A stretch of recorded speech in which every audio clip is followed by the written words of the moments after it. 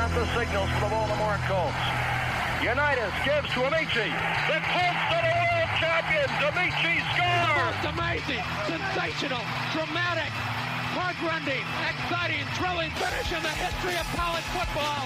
California won the big game. 5 seconds left in the game. You believe in miracles? Yes! Unbelievable. This is Phil Steele. This is Mike Burnham. This is Wes Durham. This is Mike Ashley. Hi, this is Chuck Foreman, number 44 of the Minnesota Vikings. Woo, mercy, this is handsome Jimmy Vane, the Boogie Woogie Man. This is Coach Fry with Virginia Tech Football, and you are listening to Big Dog Sports Talk. Are you ready to rock? Are you ready to roll? Okay, let's do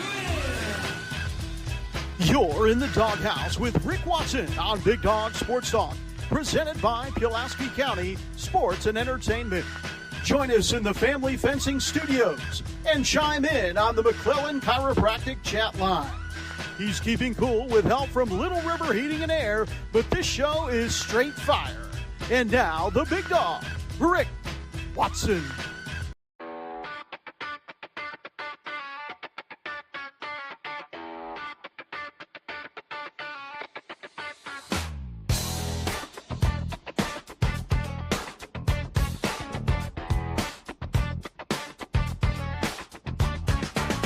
Rick Watson's got the mic, he's the big dog king. Cover sports so sharp, it's a New River thing. Virginia Tech fire, rapid pride too. Every stat, every play, he's bringing it to you.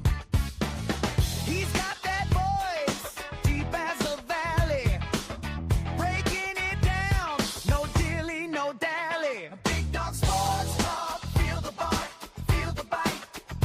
Rick's in the zone, every day, every night, from the Hokies to the Highlanders. He's got the spark, Big dog sports talk, lighten up the dark.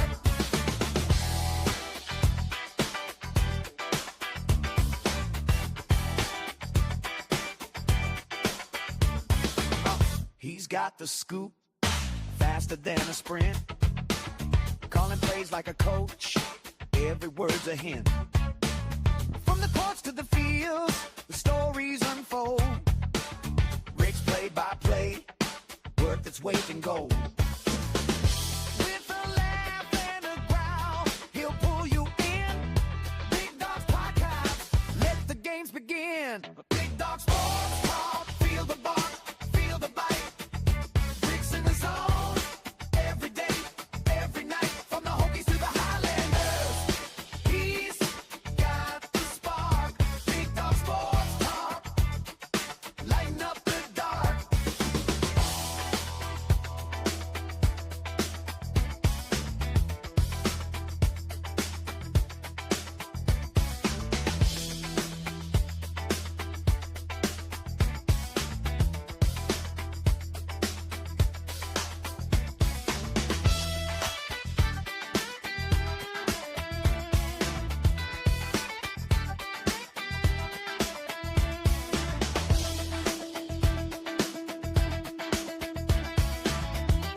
Tuesday. Hope you're well. Sports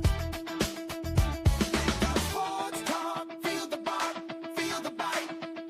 Rick's in the zone. Hit us up on our Professional Door Incorporated text line 391-0788, or here on the in the McClellan Chiropractic chat room. Up the dark. Big Dog Sports Talk, feel the bark, feel the bite. Rick's in the zone. Coming up, Marvin in Miami joins us. That'll be at 6:45-ish. Brian Siegel from the Boundary Corner podcast. Lighten up the dark.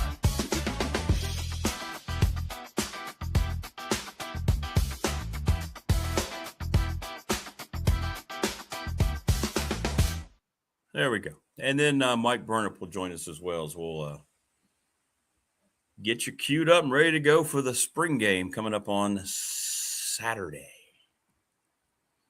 Your thoughts? How's everybody doing? Everybody doing good? Tuesday. Could be a long end of the week for yours truly. But that's okay. It's what we do. It's what we do. So all of our great guests coming up, and as always, we want to hear from you, our listening audience. Good to have everybody here. Please subscribe, like, and share the channel wherever you might be. We would love to hear from you. Test. Okay, that doesn't really do anything, does it? Okay. Making sure we're good to go here. All right. Okay. So yesterday, the assembled media in Blacksburg able to get some information. I wanted to get your thoughts, some financial information. And now I can't get anything to work, but which is strange, but that's okay. Don't you love it when you have everything bookmarked and then everything just kind of stops working? There we go. So Virginia Tech came forward with some information. Jay Pearson spoke, Whit Babcock spoke. And I think there's some mixed messaging going on. I wanted to get your thoughts, Tech fan.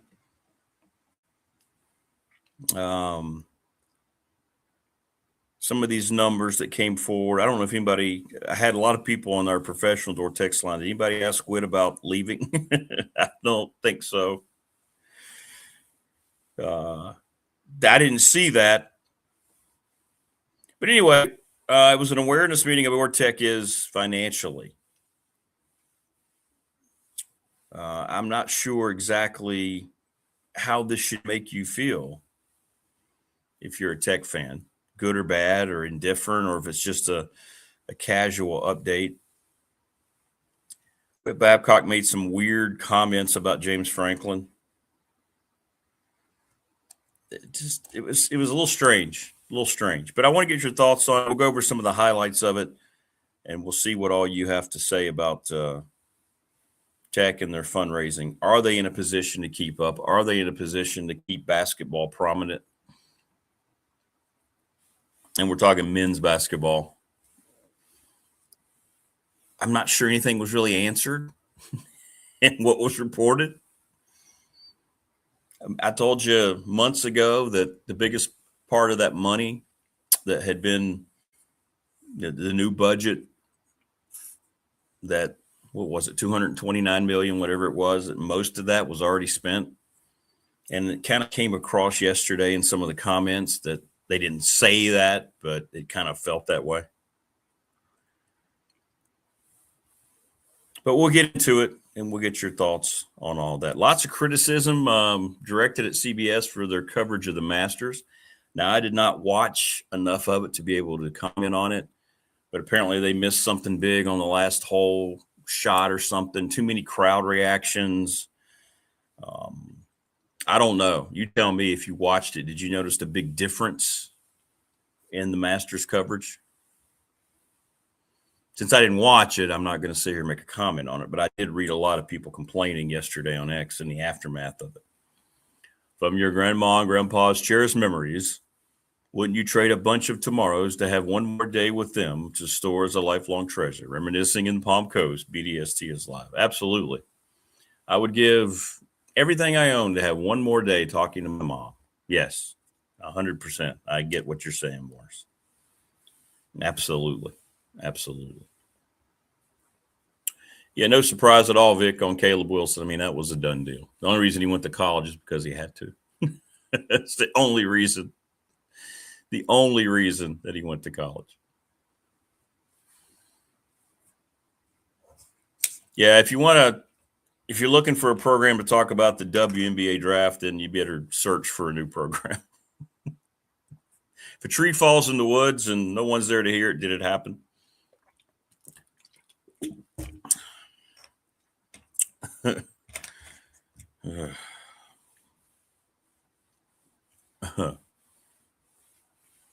What's up, Steven? Good morning. Are the Yellow Jackets number 2? UCLA number 1. UCLA's won 24 in a row. Wow. The Tech spring game will not be televised. Good morning, Prometheus. What's going on? How are you?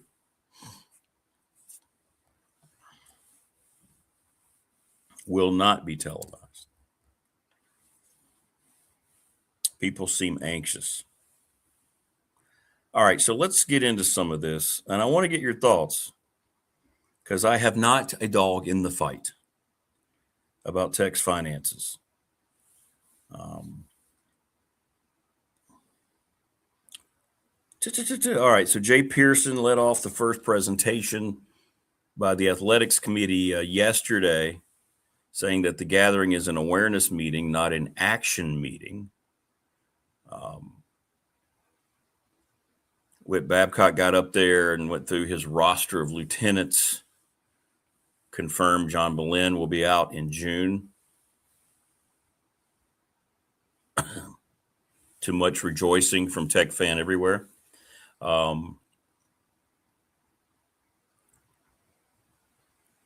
Babcock started talking about Tech's history of ACC championships, comparing them to the other schools. He mentioned the 4 in football, but that's been too long. And then he made some weird comments about, I don't know the context of this, is looking at some of the reaction. I'm going off of Andy Bitter's tweets. You may have heard we hired this guy named James Franklin. He's currently our favorite coach because he's undefeated.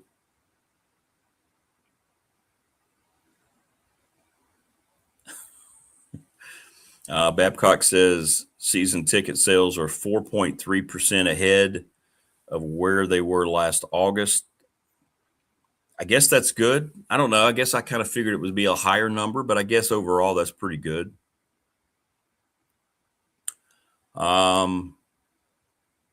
Donations are up 25%. Excitement around the changes in the football program were given as the main reason. That makes sense, right? Drive year goes from March to March. 52.9 million in DY. Drive year 26 is the highest that it's been. So that's good news.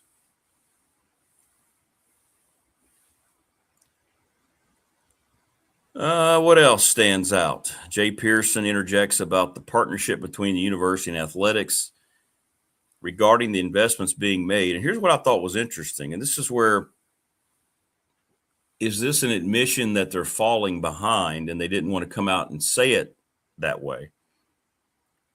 Jay Pearson said, speed is of the essence, that's for sure. I just heard from a coach recently about, and I hate NIL, God, change it.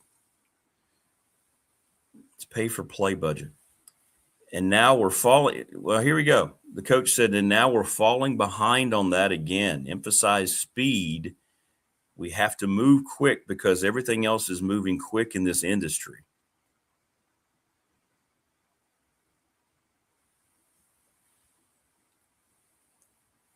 So what you're going to have when you read something like that, no matter all the money that's been put in, I thought these were strange comments coming out of Tech yesterday.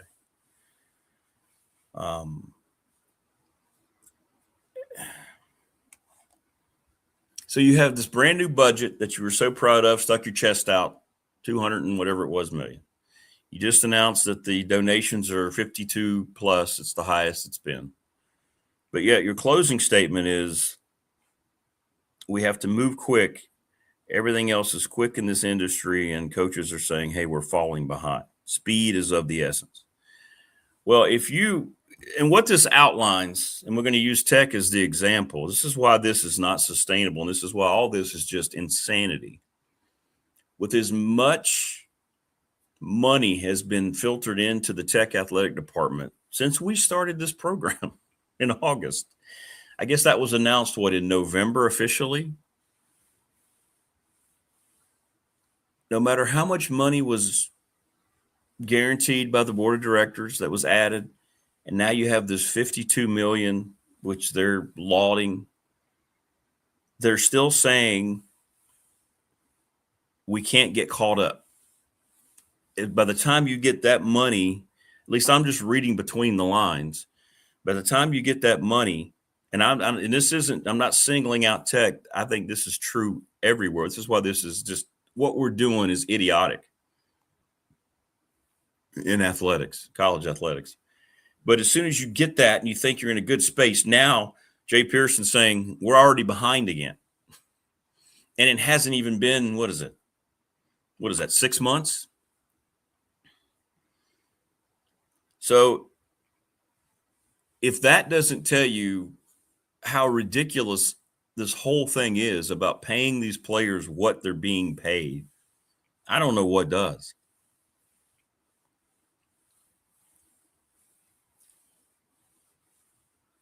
Basically, reading between the lines, and we'll ask Mike Burnip about this, and we'll ask Brian Siegel about this.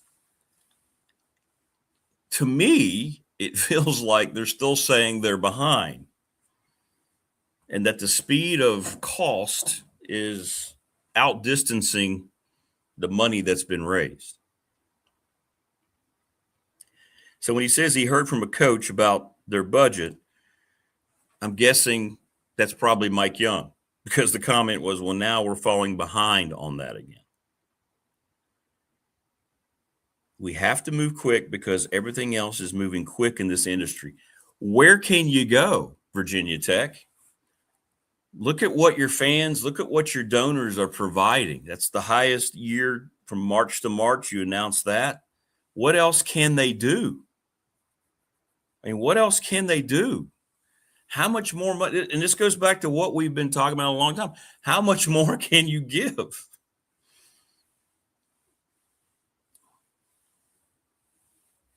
So you got the money.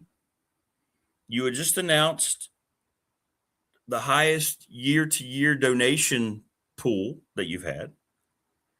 Yet you're still kind of indicating you're behind, because even though you've moved pretty quickly, it seems like you've moved quickly from where you were, that now you're behind the 8 ball again. You have coaches telling you you're behind the 8 ball again. So what are we doing? And Morris, I think you said this then, and you were right. He says that was always my biggest fear when Babcock announced the big push and the new money. That only caught them up to the top, didn't surpass him. In other words, it got them on a even playing field at the time, but apparently that turf's been moved again. So I don't know.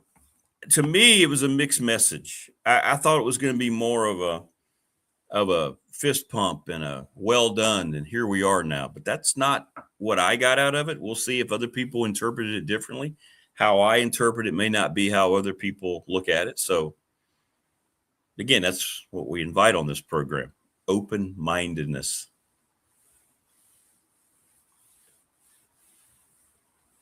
Steeler Hokie, what's up, man? Good morning. Welcome to chat. Please subscribe, like, and share the channel. Hubert Davis makes the NCAA tournament. Mike Young doesn't even accept one. And Tech gives him another contract. Did they announce that? Did I miss that?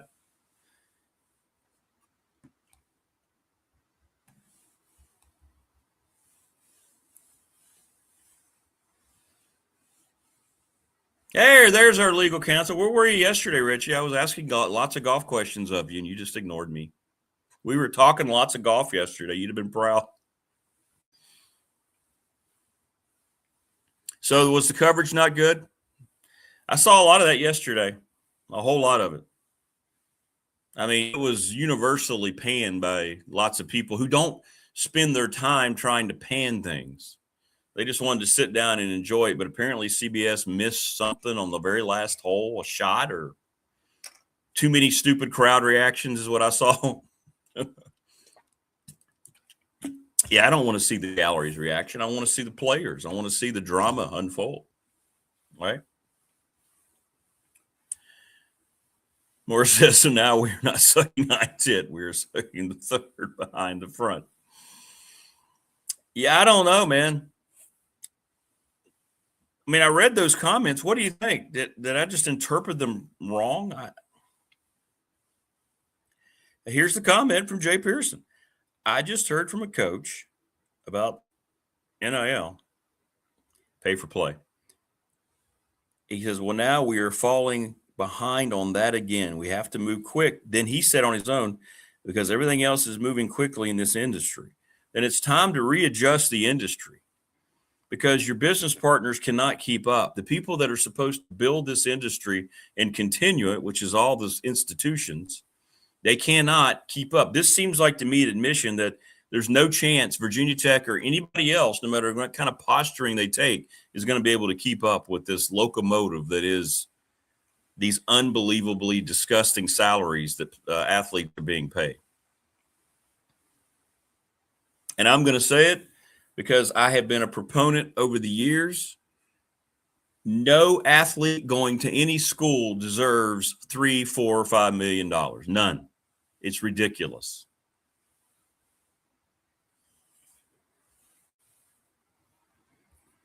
Yeah, I know. I didn't watch. I said I didn't watch. Yeah, I didn't watch it. Was it brown, Richie? Everybody said the greens were brown. Were they brown? Was it dry there? Was it unseasonably dry? Did the water dude forget to sprinkle on the greens?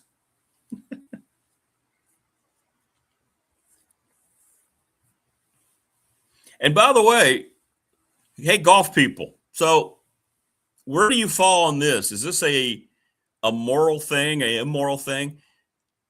Now, McIlroy and the Masters getting a lot of criticism because he did not play on the tour for 2 months.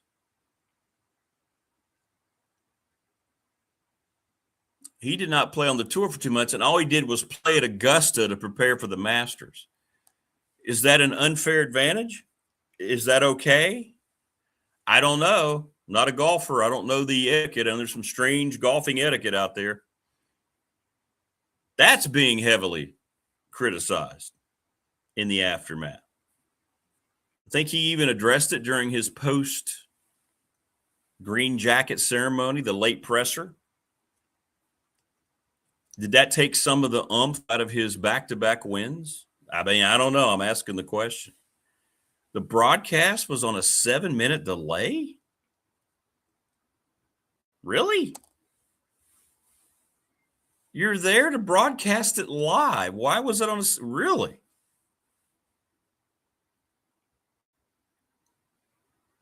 What was CBS's explanation about it being on a 7-second delay, a 7-minute delay? So in other words, Rory's already in the clubhouse celebrating, and you're watching his approach walking up to the 18th green on TV. Is that what you mean? Really? Wow. Nicolas Abdalas is now a North Carolina Tar Heel, by the way. He committed yesterday to Michael Malone. And you got to love it. It's so perfect. Look at the color of the jersey. They've got him in there committing to North Carolina, that patented Virginia Tech black jersey.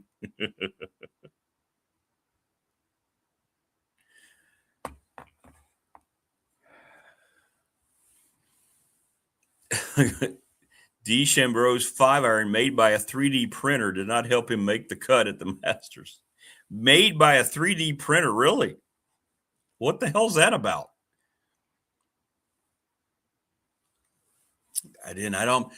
That world frightens and confuses me.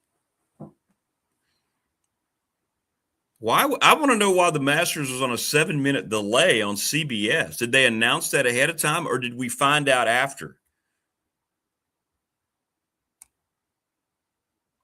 Along with the shoddy direction, apparently, in camera work on the 18th.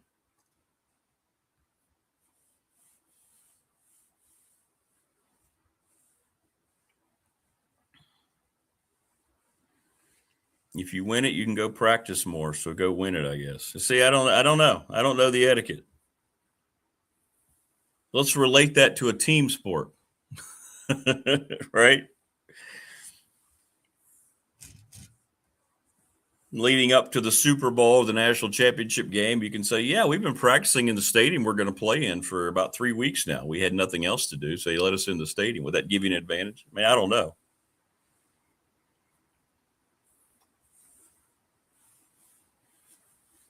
But bad coverage on TV. Apparently now 7-minute delayed coverage. Brown greens. And your winner having an unfair advantage. That's right. A tradition like none other, or unlike any other, the Masters. Look, the whole thing got off to a crappy start with the whole Travis Kelce ESPN nonsense. Or not Travis, but whatever the hell the other name of the Kelce. Jason, whatever his name is. I don't think they ever recovered from the weekend, to be honest with you. Supposed to be this hallowed ground, this separate entity of the sport, and it just finally got modernized, apparently. And of course, all it took was their first year of partnership with that network. Wayne says UNC fans think Neo is the answer. They are anointing Malone as the next North Carolina coach. Well, ask Marva. Though Tech fan knows what we saw in typical fashion. He will thrive there. Maybe. We'll see. You could be right. You could be right. And I want to know your thoughts on this whole money situation and comments. We'll ask Brian Siegel and see what he thought. I don't know. It's great that from year to year they have more money raised, but it doesn't feel like they feel confident going forward about doing business. That's what I got out of it, but I might be wrong. I didn't see a lot of attaboys being held out yesterday because of the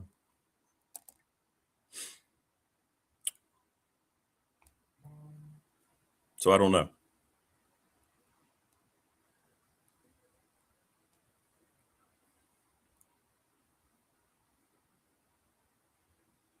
So we'll see. We'll see. Who would have been my choice from North Carolina? I think they were on the right track for some of the guys that they had pursued.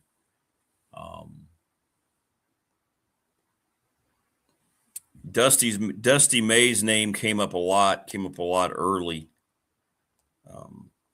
I thought, to be honest, and for me,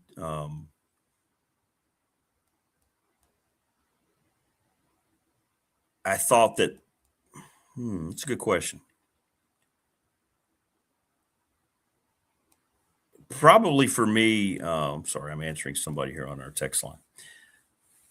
Vic, probably Tommy Lloyd would have come across to me as that guy.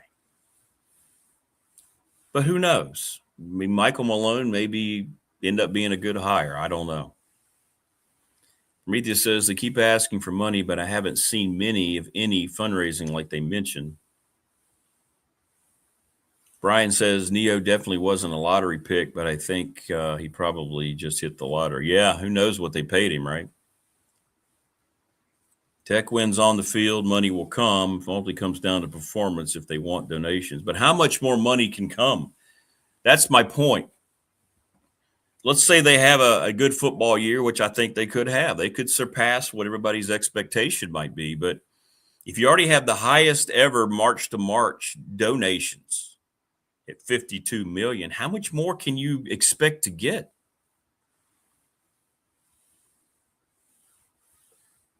And that's a good point, Southwest Virginia. College sports are on the way to pricing out the average fan, just as pro sports have done.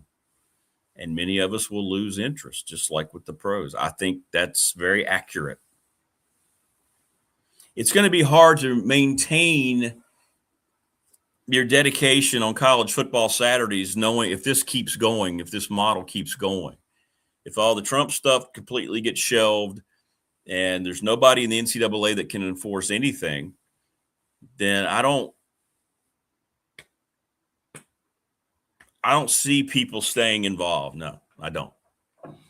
I think you're going to start seeing empty stadiums across the country. I think I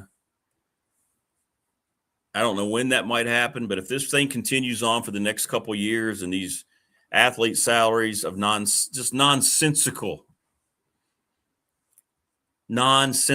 pay-for-play contracts that are being given out continue to escalate,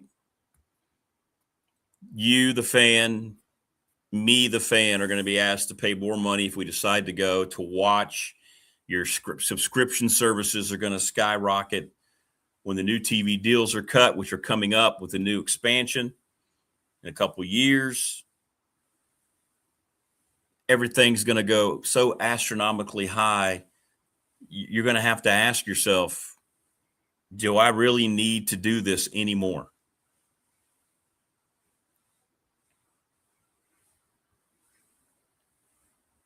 But we'll see what happens with the money going forward. I mean, does winning an ACC championship in football automatically mean that you're going to double your donations? They didn't really get into, at least Andy didn't report that they're getting into what was needed, what they expected. I mean, I don't know the answers, but we'll see.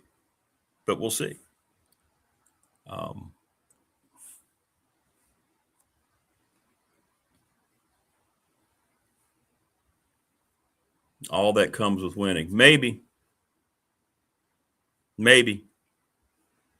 A lot of assumptions there that winning is going to make sure money comes in, and that's not always the case. And how do you win as much as you need to if you're saying already that you're already falling behind again? Morris says, no public college other than maybe UNC, Texas, Florida, and a few others can sustain this madness. Correct. Tech, for example, going to do what? Come back this year and ask donors for another $225 million? Exactly. If you fall short, and let's say you are better in football and you get 8 or 9 wins, but you don't win the ACC, you go to some half-hearted bowl, you're going to praise that and build that up as a great year one for James Franklin. How much more money can you expect? How much more money is going to be needed? Or are you going to use that to say, oh, hey, if you want us to get here, just give us $100 more million? How much? And I've asked this question for a long time on this show. How much can people be expected to give? It's easy to say corporately more will be given, but corporate money is not just going to be spent flippantly to keep adding to what seemingly is an endless pot of need. Corporate money has other things that it needs to be attended to other than giving to an athletics department that seemingly, because the higher ups that run the entire thing at the highest level have no plan going forward.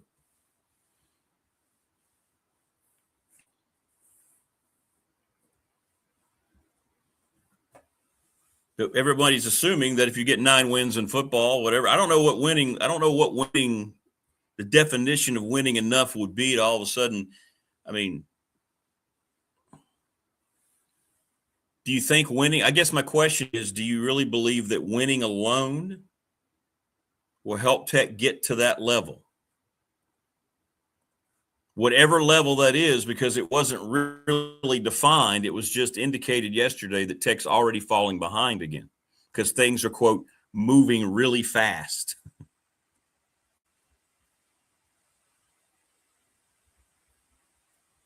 And I also take the other stance on this because I'm not sure.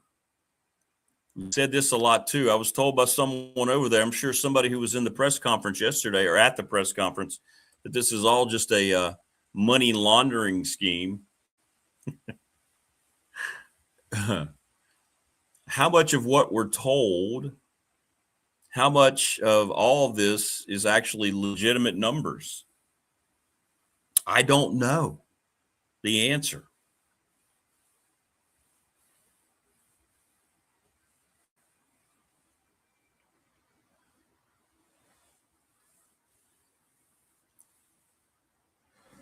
Tebow says,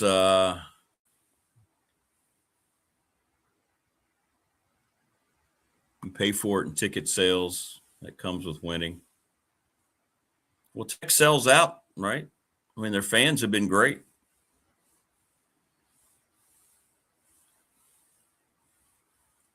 I'm not inclined to shell out hundreds of dollars to attend a game to pay the salaries of millionaire teenagers, many of whom will jump ship at the first opportunity. Correct. So what are you supporting when you used to have that you're supporting the young people, you're supporting the student athletes. Well, they don't even call them student athletes anymore.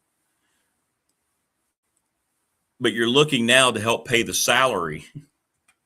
That's more money than, well, that I know that I'll ever make in my lifetime.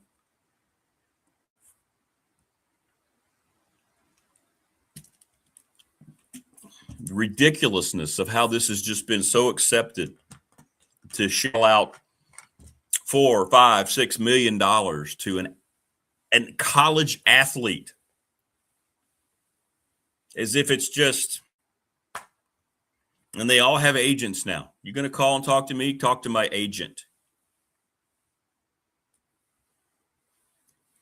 Vic, I'm not sure that athletic directors are going to have much of a choice. I think you're going to see a lot of programs be completely eliminated. Yes.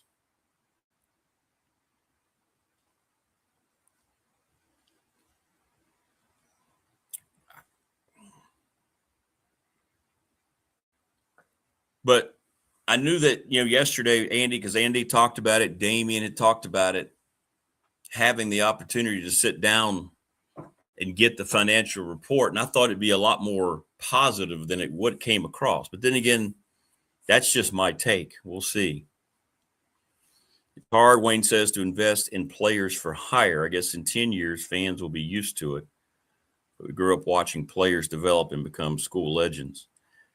I don't know if fans will get used to paying athletes what they're paying. Maybe you might be right. Maybe the newer generations, the younger generations, this is all what they're growing up with, and they become young business people, young professionals, and maybe to them, this is just going to be the new norm. But, I showed you that graphic last week about Penn State, which is a blue blood that made $57 million in profit from football, yet still, as a whole, only finished the fiscal year last year at $200 and some thousand in the black.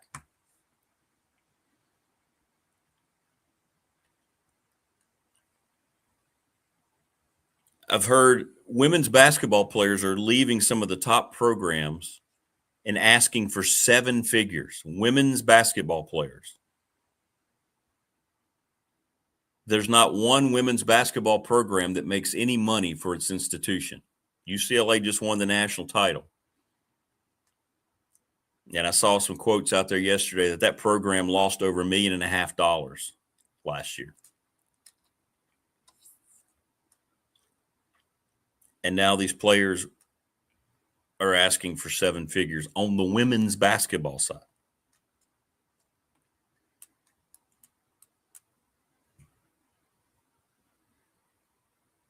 And I always just sit back and I just don't understand how all this evolved to this point. And then I realized the answer. It's just the acceptance of irresponsibility. Right?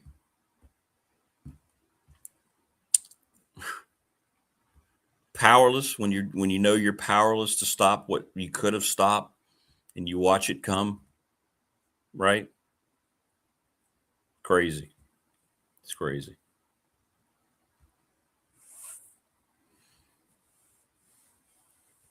I thought, stadiums that hold over 100,000. Tech holds about 66. That's 43,000 fans buying more stuff. And they still can't profit. Yeah, exactly. Exactly. Yeah, and Tebow, you're right, but I don't know what that next level looks like. What number do they have to settle at? Is that always going to be used as the crutch? I mean, a lot of programs are doing more with less. I hear a lot of programs that aren't constantly complaining about the money. How much? And that's my question. Oh, Vic, there has to be a salary cap. Yeah, absolutely. How much more money? I mean, Tech's just had a record-setting contribution. The big donor, the big ask from the Board of Visitors. Yes. You just had the highest year-to-year ever in donations. how can you go there with a straight face now and say we still don't have enough money? How much more is capable? I don't know the answers. Those questions apparently either didn't get asked or didn't get answered yesterday.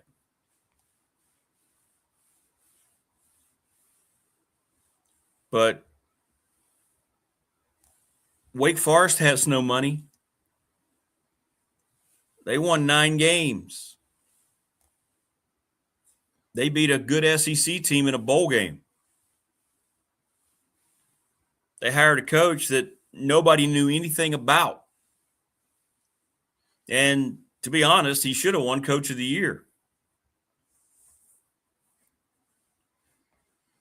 So how much of it is always money and how much of it is having the right people to say, okay, here's your budget.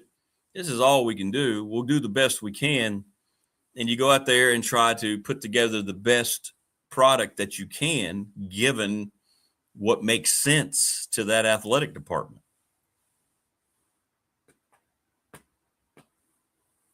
I think the answer is getting me back on Chicken Hill pregame. That won't happen. Apparently, I don't think the station's even out there, by the way, on Saturday. It says all you need to know.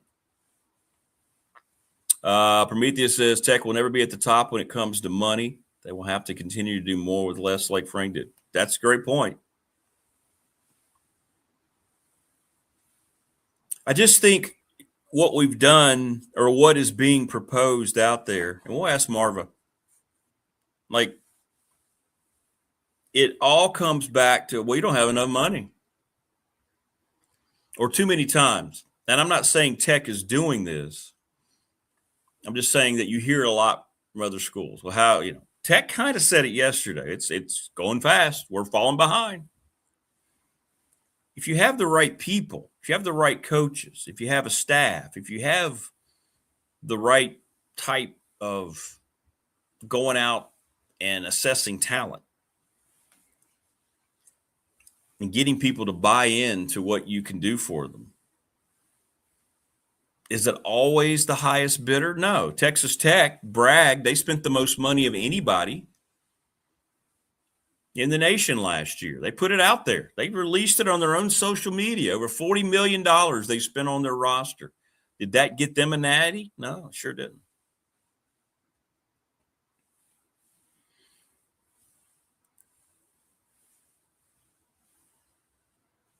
My opinion, this will blow and be corrected within 2 years. I hope you're right, Morris.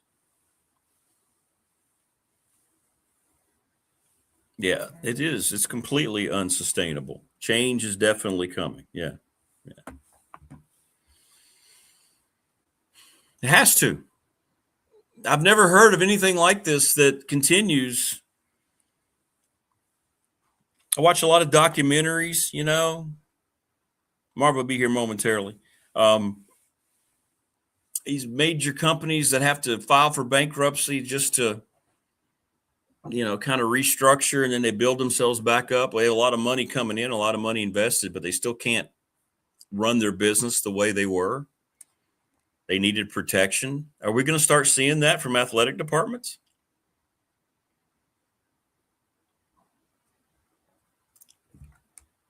I don't know. But it's just, I don't know. When and where does it end? People are asking me that on our professional door text line. I don't know. I don't have the answers. Maybe Marv is smart. Maybe Marv has all the answers. Marv, answers to the money issue? Yeah, we're talking about this, and Tech put out their, update about where they were, and then they put all these numbers out there, and then at the end they were like, "Well, things are moving fast, and we're falling behind again." It's like, how much, Marva? Now, North Carolina, you've got one of the most fluid and comfortable departments. Let's just say it. A lot of money's flowing there. Money flowing there. So you don't hear Carolina, at least. Now, I don't follow it closely. You're a grad, and you do. Do they go on these type of things and say these type? I never have heard ask for money. Well, no, like have these little pressers where they're saying, "We've got all this money, but we're still falling behind." I don't hear Carolina ever saying that. I haven't heard the school say that officially. I mean, occasionally you hear fans talking about it, but I haven't heard the school come out and make an announcement we're falling behind. Because, I mean, Carolina has some big money donors, and we all see what happened with Hubert Davis. The donor said, if you bring him back, we're going to close up our wallets. And so he wasn't brought back. And he's gone. So, yeah. So I have not heard that, but it's just a rough time right now for a lot of schools trying to figure out, how do we come up with this money to get what we need. And it's just more pronounced now in the days of NIL. But if we're honest about it, this has always been an issue. There have always been schools that have more money than others. And, whether it was providing these funds in a, above board way or under the table, there's always been schools that had the cash and that were spending it to, entice people to come to their campuses. Yes. The Alabama Mafia stands out. Yes, it does, for one. But I don't hear Carolina. I don't know. I haven't heard anybody saying that. I mean, look at Mike Malone's contract. I mean, he's getting paid, Belichick's getting paid. Yeah. And they're not winning. No, not with. So it doesn't guarantee wins. I mean, we saw with Bill Belichick. As we talked about last week, I remain hopeful. Like, this coming season has to be better. It can't, like I said, I cannot imagine any world in which it is worse. But I think it can't just be just a little bit better either. I think it needs to be substantially better because there are already a lot of grumbling about, we brought this guy in, he's getting paid all this money, and what is he doing? Talk. So I think Carolina has to see a substantial turnaround from next year, or people are going to be grumbling again. Let's, make another move. So I just hope it's better, because it's really depressing when you go into games and you realize my team has little to no chance of winning this. And, I'm a big fan. I watch the games, but at some point, even I was like, oh my goodness, do I have to watch this? And I'm watching because I know I'm going to come in here and talk about it. But it was bad last year. So especially anytime Carolina played a top team, it was bad. And it was bad even when teams where you think were maybe a mid-tier, oh, that's not the best team you're going to face all year. It was still bad. So deep breath here, Rick. I have to hope. Again, I know. Well, the SEC, we're told it's presented, all those schools have all the money they ever want. Yet they didn't do well in the football postseason. It's not like they were blowing people away in the playoff. They had an embarrassing record, to be honest with you, in the postseason, right? And we also heard about them, how much money they were pumping into basketball. Yeah. Especially last year. Everybody was talking about that. They are really getting behind basketball now. And they, underperformed also, I would say. And I think they would agree with that in basketball as well. So, again, it's not just the money, but money sure helps. Yeah, it helps. It does help. But I don't know. Morris thinks in 2 years we'll get a correction. Maybe he's right. How long can it happen? How long can it continue, right? How long can you keep giving athletes these kind of ridiculous salaries in sports that lose money? Everybody's talking about the athlete salaries, and that's a thing. But we all have to also look at this, I would say it's kind of ridiculous money, isn't it? That we're paying. When I say we, these schools collectively are coaches paying too. Their coaches. Yes. Because in pretty much every state, the top state employee is a basketball coach or a football coach. Football coach. Usually it's a football coach. Right. I mean, what's the top paid state employee? Your basketball coach is, above your governor, your basketball coach. These people you think are supposed to be so important in your state government, it's the basketball coach or the football coach. It's usually the football coach, actually. Like, is that right? I mean, think about that. Is it? Right. Exactly. But people who love it, they're going to say, yeah, because for some people, that is the most important thing, is my team winning. And, if I had unlimited funds, I mean, would I be supporting UNC athletics like that? If I had, big money like you do, Rick? Yeah, I'd be throwing them some coins, Oh boy. Oh boy. Because you're so competitive and you want to see them bring in the best people, the best assistants, all of the football, they're having the best trainers, they're having the best facilities because that recruits are looking at these, even with the money they're getting, they're still looking at that. And I know you travel around the schools and there can be some wide discrepancies in Yes. what the Yes. locker rooms look like and what the weight rooms look like. And they see these things. So yeah, if I had that type of money, I would be, again, I don't have Rick Watson money, so I can't do that. Rick Watson money. Is that a thing? Rick Watson money? Wow. We know it's a thing. I don't see any. I don't see any around. But do you think this is too, like, are schools by and large, no matter which school it is, are they just kind of taking advantage of fans? Are they assuming fans are either stupid or they're just tapping into they're always going to come back to us, just like the pro leagues do when they strike or when they do all this? Well, they're going to come back. The fans can't help themselves. Is this what the universities are? Is this part of their strategy now to tap into that vulnerability of fans? I don't know. I mean, I hate to be cynical about it and they think they're going to come back no matter what. But you look at certain situations and it does kind of it makes you wonder, what are they thinking? I think coming up with the UNC example where there's been talk about should the basketball stadium stay? Should they stay with the Dean Dome there on campus where a lot of students walk to?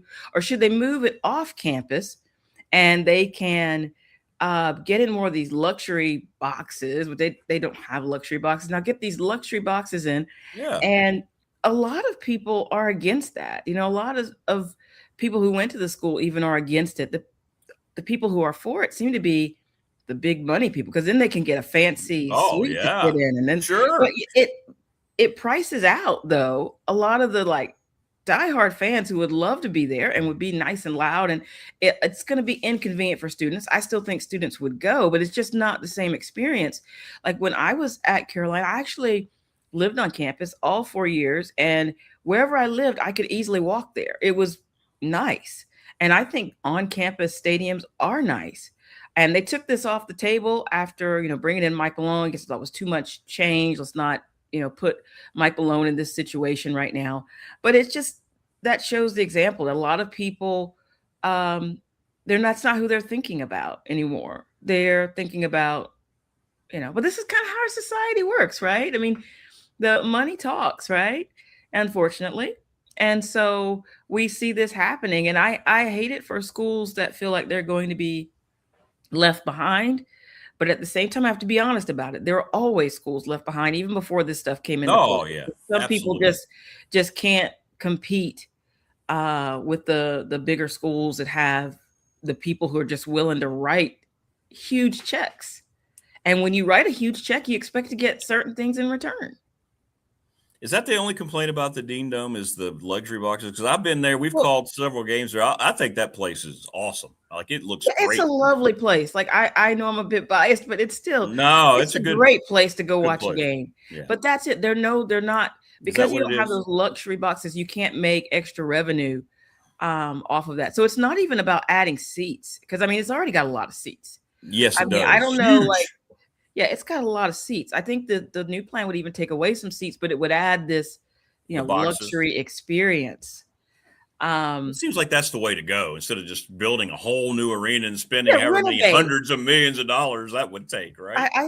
I am in that camp. I'm in favor of renovation, and there's some places they can maneuver with on campus to have them, temporarily. It might be a season.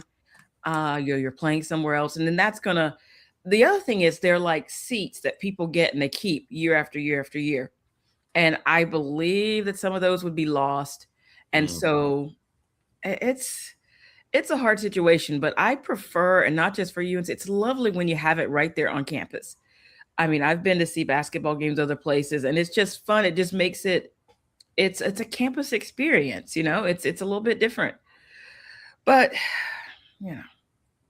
even like with football, like, the University of Miami, they play in the same stadium as the Dolphins. Yeah. And so it's not on UM's campus.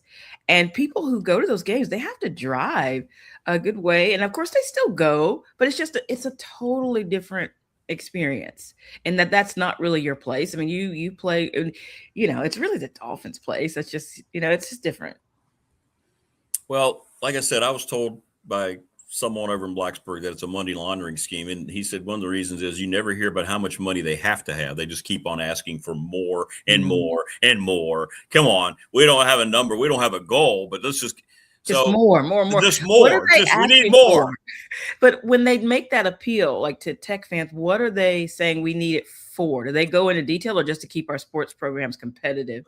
The only comment we had from Jay Pearson, who's the guy now over there, I guess, probably even more so than the AD, he just said that things are moving so quickly and we're falling behind. Speed is of the essence. So he's indicating that despite all this great input they've had financially the last 6 months, we're in trouble. It's almost like a warning shot going out. In trouble how? Like, are in trouble that the roster's not going to be what you need it to be? Yeah, they quoted a coach. Yeah, they did. They quoted one coach and said, "Hey, we've already fallen behind again with our player budget." So, I mean, could it be that they're putting too much on the table? Like, it's disappointing when a school does spend a lot. And I'm saying the school, but a lot of this is coming from boosters. Spend a lot, and then you don't have things pan out.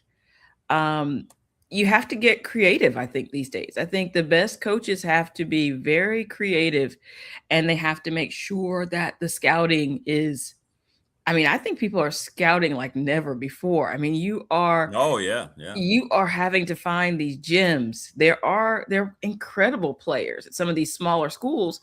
And now when you can have this money and they're playing somewhere where maybe they get on TV once a year if they're lucky, and you have a chance to, I'm talking about national television, you have a chance to say, well, we're gonna play, we play pretty much all our games, or getting these players and getting players from overseas. And it doesn't come into play with football, but with basketball, it's a new day. It's a totally new day, and you have to adapt or get left behind.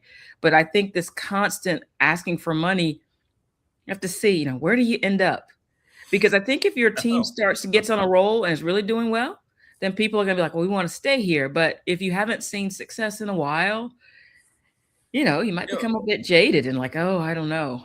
It's like, where's the responsibility of the people that are hired? Where's the responsibility of the athletic directors? Where's the responsibility of these coaches that we've already talked about, they're being paid in some cases huge salaries, $10 to $15 million. Where's the responsibility for them to actually put a good product on the field, as opposed to it's always being the crutch of, hey, we just don't have enough money. I mean, this guy's making $10 million a year to coach the team. Our AD's making 3 times as much as anybody else in the athletic department and administratively, but hey, that's not their fault. We just need more money.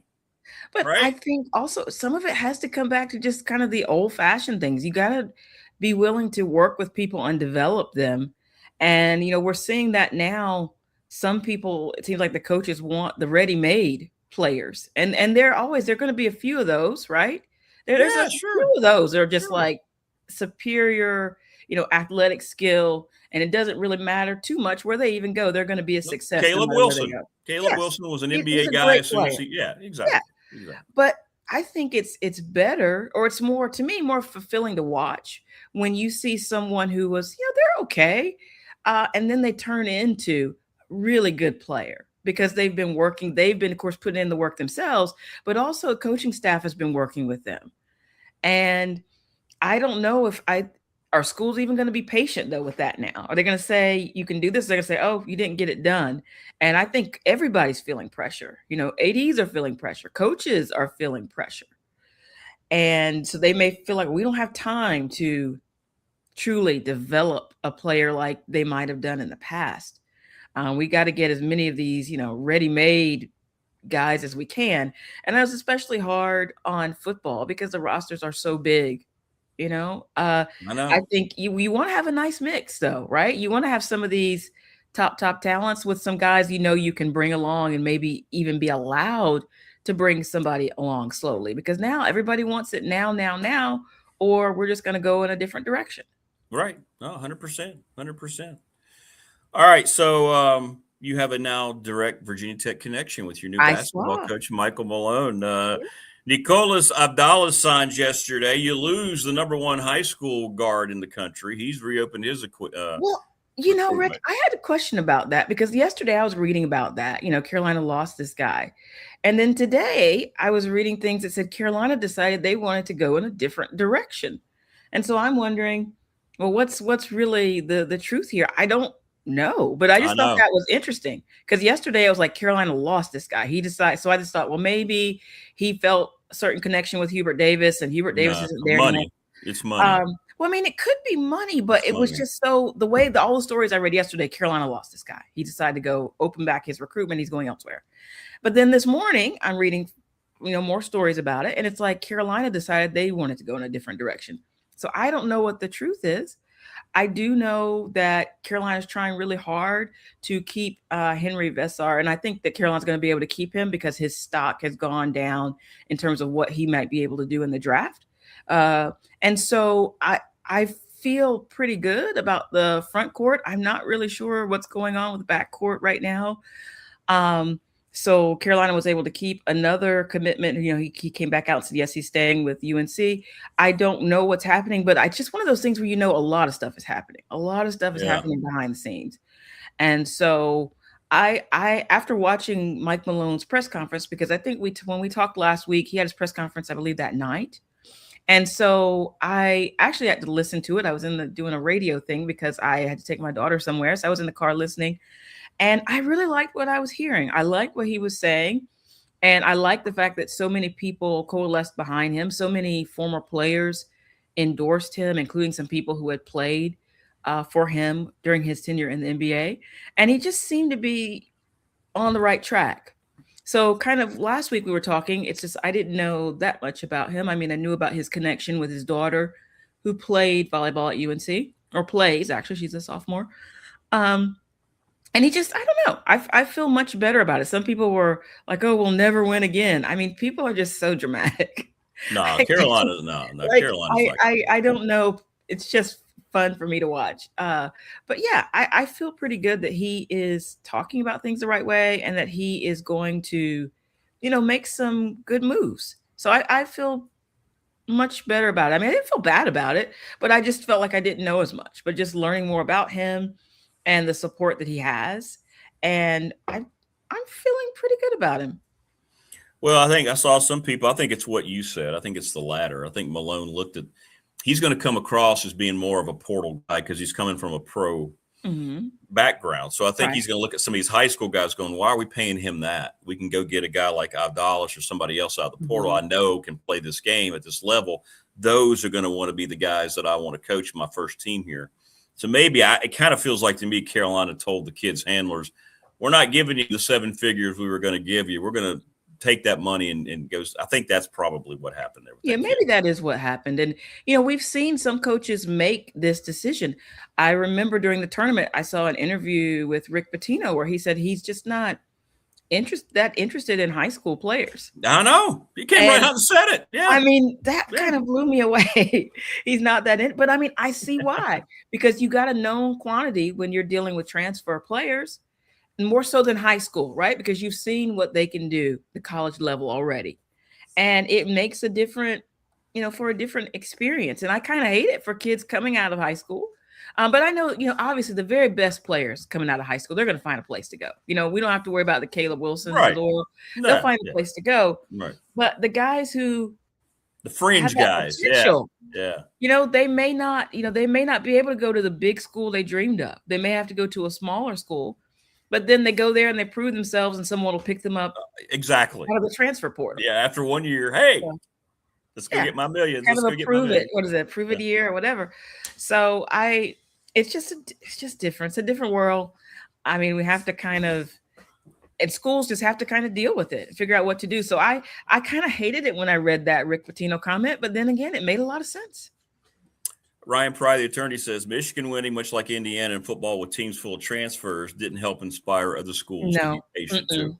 It did not. Yeah. Because everybody talked about that, with Michigan. They have a team. All their starters are transfers. Every one of them. There's nobody who's been there from their, freshman year to talk about. So, but Indiana football now, those were not expensive transfers. That wasn't money. That was just the following their coach, most of those guys. So, and he did an incredible job with those guys. And I think a lot of people, I hope, will be inspired by him and, give somebody a chance. You don't have to go out and, he's got money now.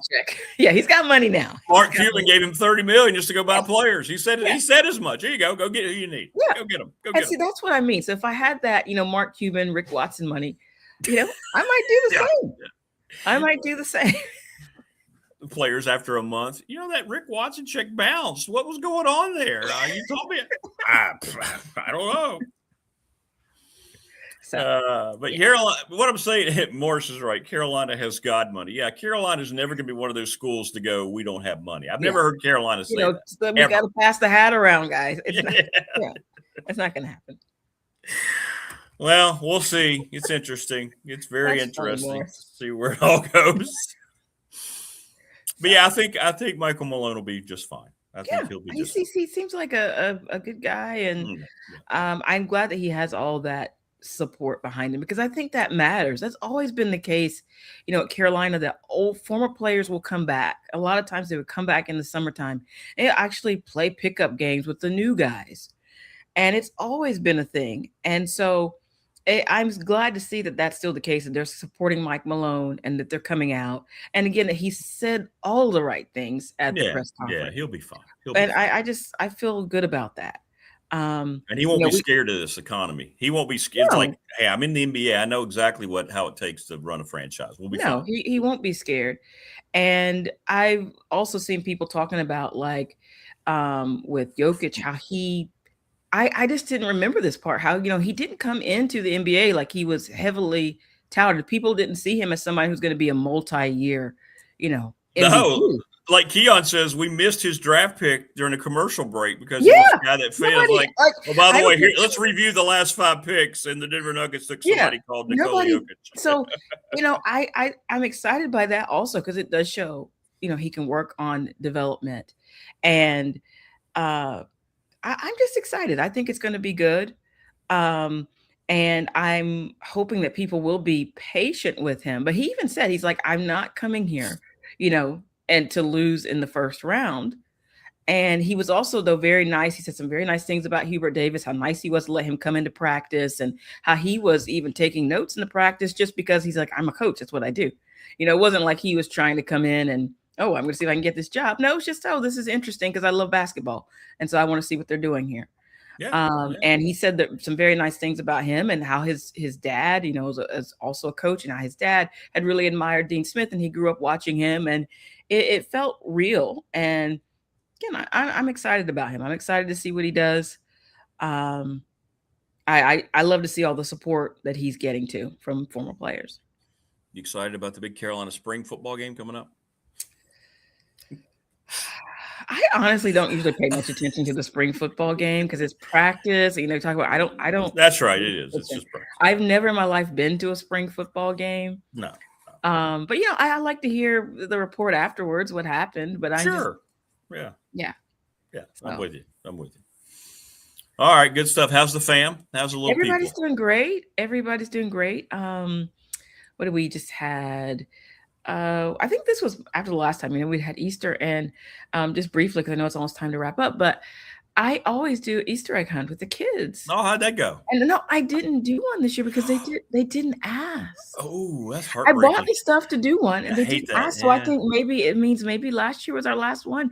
But my son did have one. He had one at his school. He goes to a private school. They had Easter egg hunt at his school, but they didn't ask for one at home. So I was sad. I bought all the egg. I bought all the candy. I bought all the baskets. Did you color Easter eggs at least? Did you at least dye Easter eggs? Did you do that? No.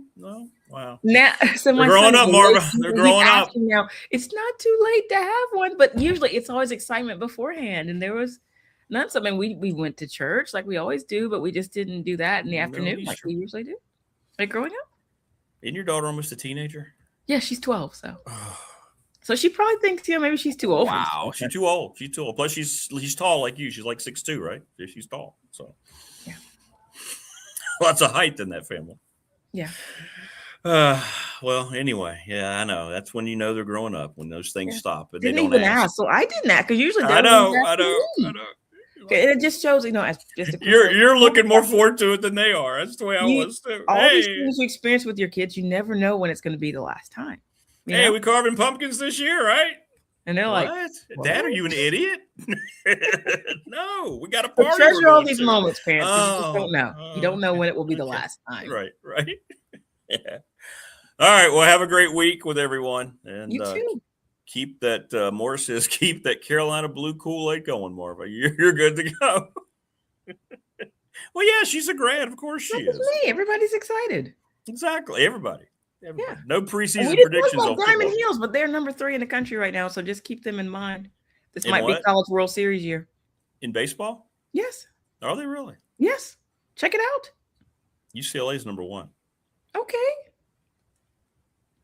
Georgia Tech's number 2 and Carolina's 3. Is that how that works? Really? No. I'm talking about nationally. I'm not talking about what? Nationally. And that's what I mean. Yeah, like UCLA. Okay. I'm sorry. I thought you were talking about ACC. No. Okay. Yeah. So just College World Series. If you need me to be there, I've never been. I'd love to go. So I can be your correspondent out there. Get out there. Well, have a great week. Okay, you too. And it's always great to see you. Good to see you too. Marvin, Miami. Go Marlins, by the way. Go Marlins. Yes, Marlins. Big win last night against the Braves. I know. Off to a good start. I saw that. They're playing well. Who knew? You did. You did. You were all over it. Yeah, you were all over it. Yes. All right. Take care. You too. Bye-bye. We need to get Marva at a Marlins game is what we need. And you need to get the video from her with her family at a Marlins game. That would be cool.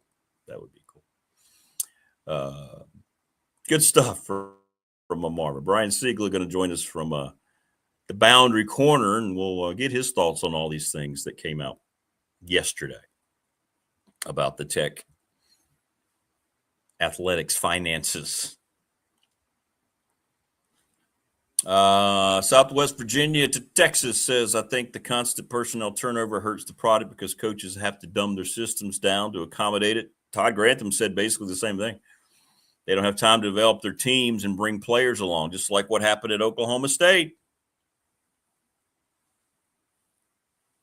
45,000. Well, we won't ever know the number. Whatever number they put out is going to be accepted as truth because they're not taking tickets this year. So I'm not sure what the number will be. I guess you just have to look at shots and kind of guess from the crowd.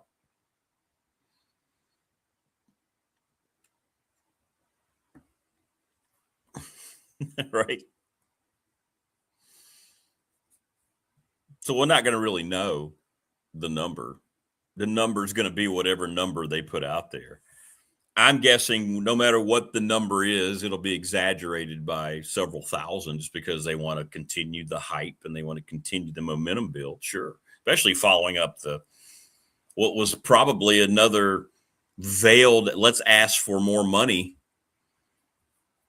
press conference yesterday. But we'll see. Good stuff. Keep it going on our professional door text line. Also on our wonderful McClellan Chiropractic chat room from our family fencing studios.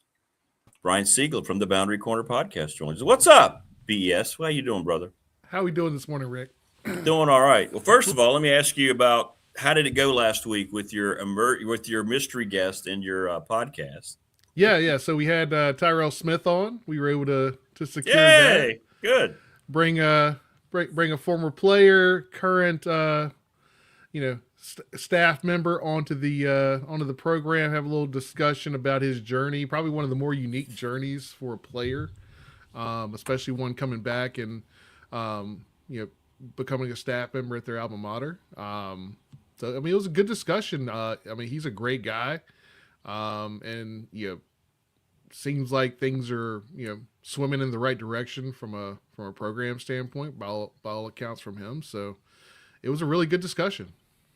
Well, good. I'm glad. I want to get your take on everything yesterday. I've kind of read through these comments several times from Jay Pearson. The money, obviously the money ask, that was all the board approved, that big push of what was like $229 million, whatever it was. And then we find out fiscal to fiscal, the biggest donating year they've had ever, $52.5 million. Yet The final comment was, well, we're already behind. He didn't leave Tech fans with this great vibe of, hey, we're getting there, we're catching up, we're right where we need to be. The last comment was, things are moving quick, and we have to continue to move quick.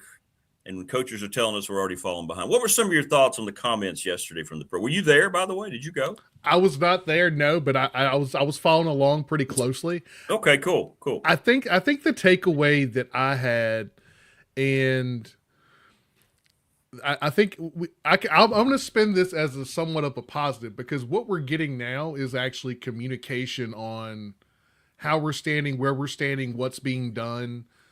These are things that we were kind of waiting for an extended period of time before we get any sort of update. It's true.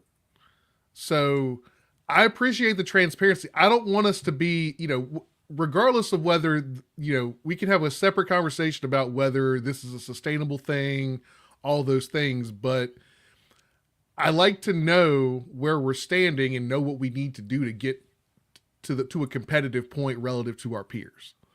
So having these types of presentations, here's what's going on, here's how we're doing it. We're still not quite where we want to be, even with this investment.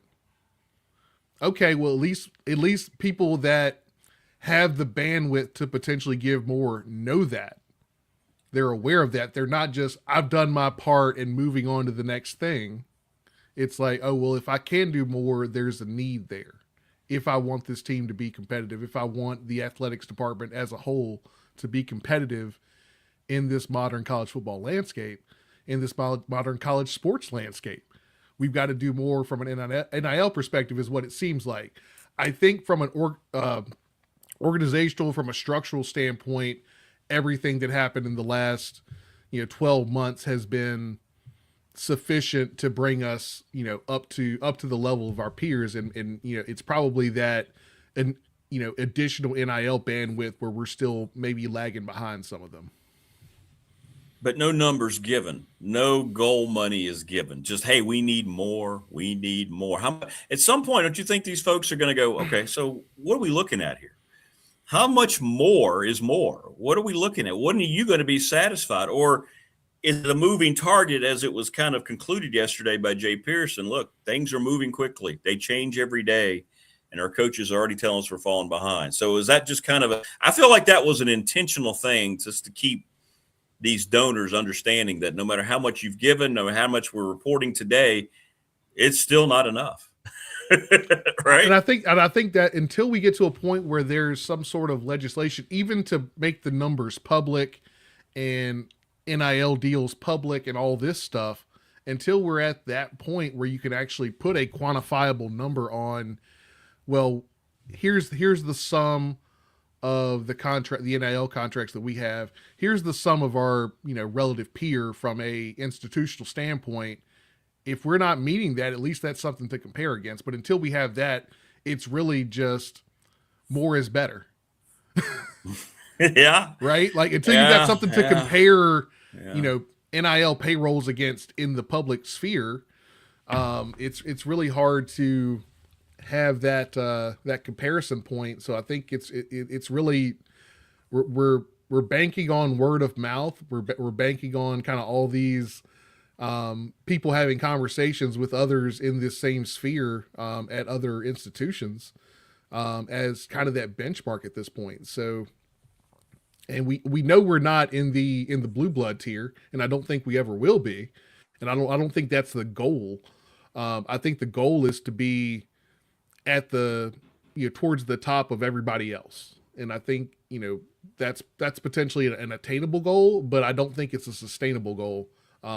Which again is a separate conversation on some things we need to see probably on the House and Senate level before we really get anything that stands the test of law. Because right now anything that's coming down is going to get heavily suited into a point where now you've got 50 different jurisdictions correct that are legislating the entirety of college sports. The attorney Ryan Pry, who grew up around the Penn State program, said constantly asking for more is a big part of what wore out Franklin's welcome at Penn State. They would give him what he wanted, and he was never enough. How much of this do you think is coming from James Franklin? I mean, that was a great point. I've heard the same thing from several people up there, that he went through their budget pretty quickly, and it was always, we don't have enough. We just don't have enough. How much of this is him, the guy they've invested in, going to these folks and saying, well, we need to make sure we continue to keep as much money flowing through here? I think there's some of that for sure, but I think there's a slight difference with James Franklin in the ACC versus James Franklin in the Big Ten. Because you got Penn State, but Penn State is not Ohio State. Penn State is not Michigan. But Penn State was expected to beat those teams every year. I don't think we'll necessarily get to a Miami money situation, but I think we can be competitive with everyone in our conference that's not Clemson and Miami. And I think we can get close enough where, the money, I guess when we talk about the scale, the scale looking at what Ohio State and Michigan do is not necessarily the same that we're looking at, I think, with Clemson and Miami. I think Miami might be closer in that ballpark from an overall, alumni donation perspective.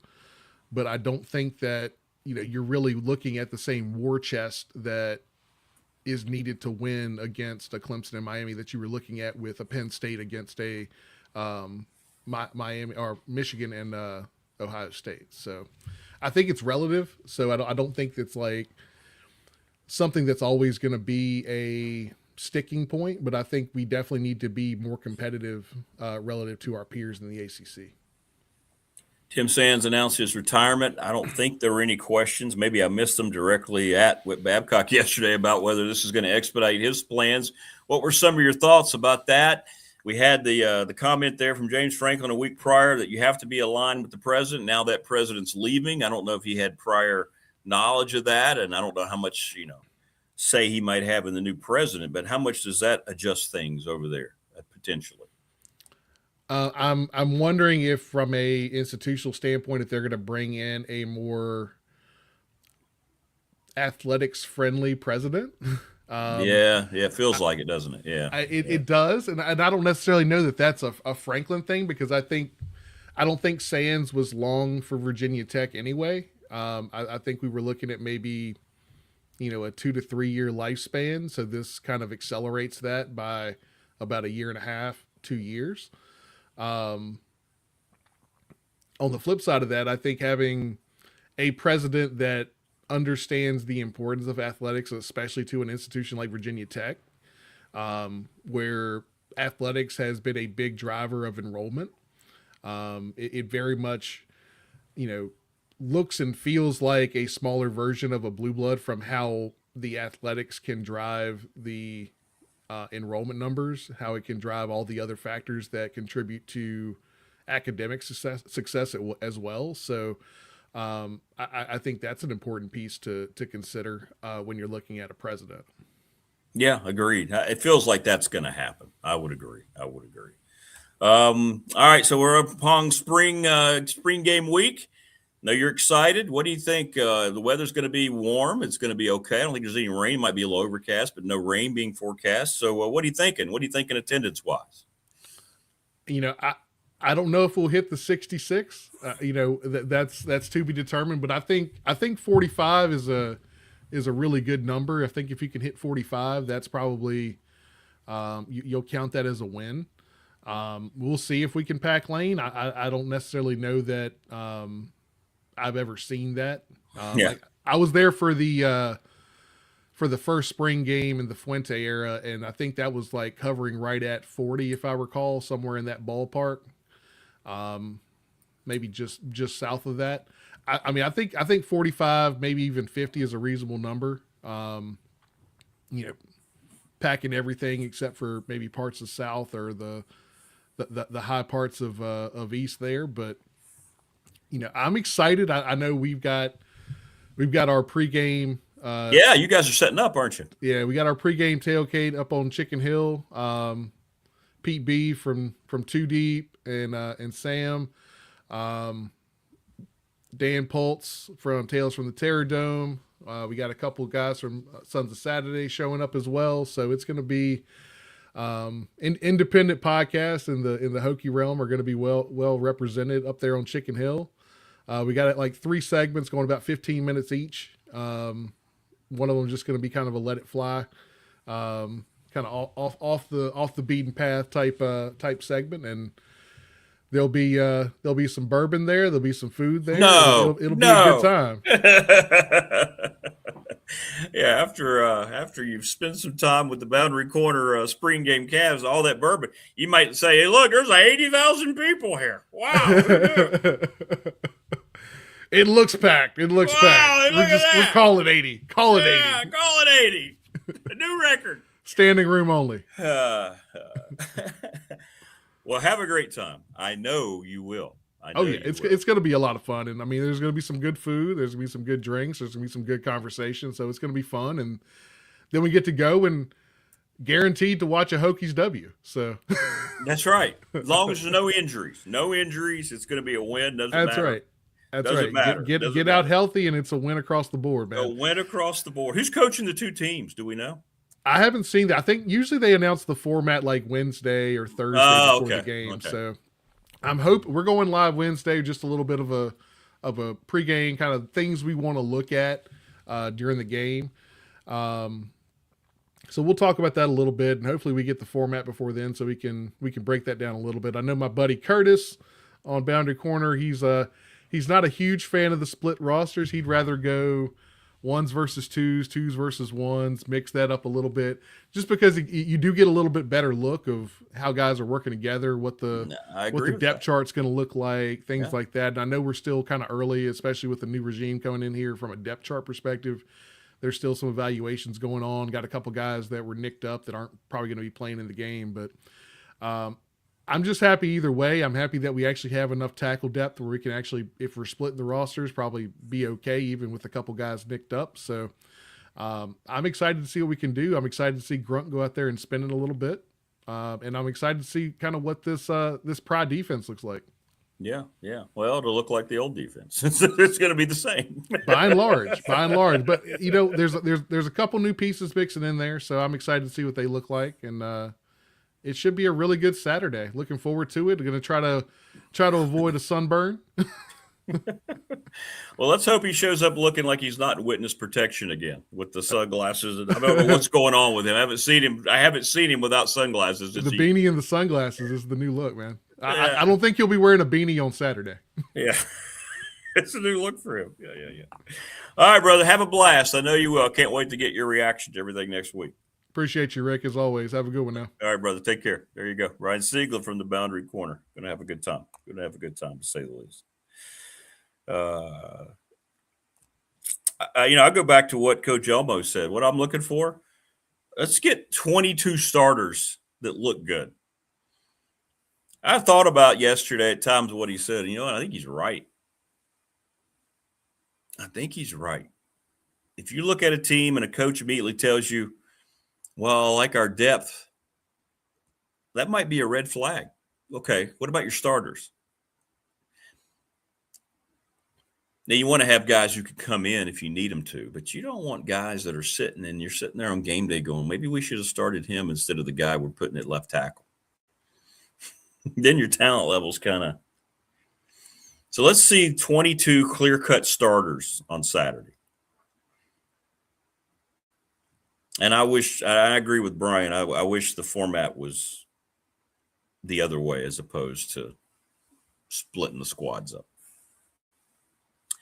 Anyway, your thoughts?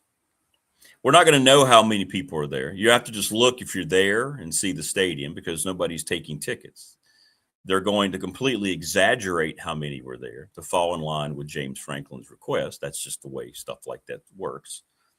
But if you look and see that most of the seats are full, you're going to know that, hey, you know what? Maybe we did get 45,000 here. I don't know. But getting through the game without having serious injuries, I think, is going to be the major thing. We'll talk to Mike Burnup about all this stuff coming up in about half an hour. He'll give us the insight on what really needs to be taken out of Saturday, right? Going forward, and we'll see if he wants to talk about a little bit of the what I thought was a very mixed messaging coming out of Tech administration about their athletic situation. I mean, about their financial situation. Family Fencing, sponsor of our studios, 540-200-8294. Reach out to them at familyfencingnrv.com. Mark Hunley, McClellan Chiropractic Clinic off of Walters Drive. If you've got any kind of back issue, ailment whatsoever, go see Mark. Sundown Electric, one of the best reputations of satisfied customers around. Superior craftsmanship, complete transparency, clear communication about what they need to do, what it's going to take to get the job done. And then, of course, they'll go over different types of costs with you. The Ready Set Fund, a chance for you to raise money for your organization. Floyd County Softball raised $4,300 in a week. ReadySetFund.com. Reach out to Bob Christ, BOBCRIST11 @gmail. Professional Door Incorporated with Travis Williams, residential, commercial, garage doors, family owned and operated, 38 years in business. The NRV Super Bowl's been around for 25 years. 382-5525. Go reserve your lanes today. Also, Lawson's Mobile Home Supply. James Lawson's at 540-381-8011, 300 North Franklin Street. Windows, doors, plumbing supplies, great prices too. So go see them. You need some little things around to make your house better. Go see James Lawson. National Bank, member FDIC, the exclusive banking partner of me and this program. We appreciate them for all the refinancing help. The attorney Ryan Pry. Fan question of the week brought to you by the attorney Ryan Pry, 701 West Main Street in Radford, Trust and Estate Planning. Little River Heating and Air, 1095 Radford Street in Christiansburg, 540-553-2971. Give Charles Lee a call. Pulaski County Sports and Entertainment were presented by those folks each and every day. Yesterday, I posted, they sent some pictures. If you go to the BDST Facebook page, I reposted the stuff that they have going on with their brand new Sportsplex. They've got pictures up. It's really cool. It's everything they said it is and even more. It's on schedule and expected to open in the fall of 2026. 165,000 square foot indoor facility. Wow. Once complete, the Pulaski County Sportsplex will serve as a robust community recreation wellness center, as well as a premier destination venue for sports tourism and entertainment activities. I told you about the BMX event that they're going to have. That's really cool. Really, really cool. Awesome. Awesome stuff. All right, where are we here? Prometheus says, with all these new players, going live is a must to evaluate. Exactly. I mean, that's why I like to see them have a better gauge on what and splitting up. Injuries are part of the game. When you try to limit players, their bodies aren't ready for live play. And I'm not saying they need to limit them, but they need to get their work in and not have to report any serious injuries, right? That's the key. Because I believe, Prometheus, that's what's happened in the NFL. That and, of course, the horrible turf. I'm glad to see those conversations are happening more regularly now. If the Players Association had any gumption, they would hold out until they put grass in all the fields. That's a push that's going on, because these NFL stadiums are bringing grass in when they're hosting these soccer events, because the soccer leagues and the professionals demand that they play on grass. They've done studies, and they tell you that it's safer. So what are the NFL stadiums doing? They're bringing in grass to put on top of their turf, yet when the NFL teams come back, they get to play on the turf that's not nearly as safe.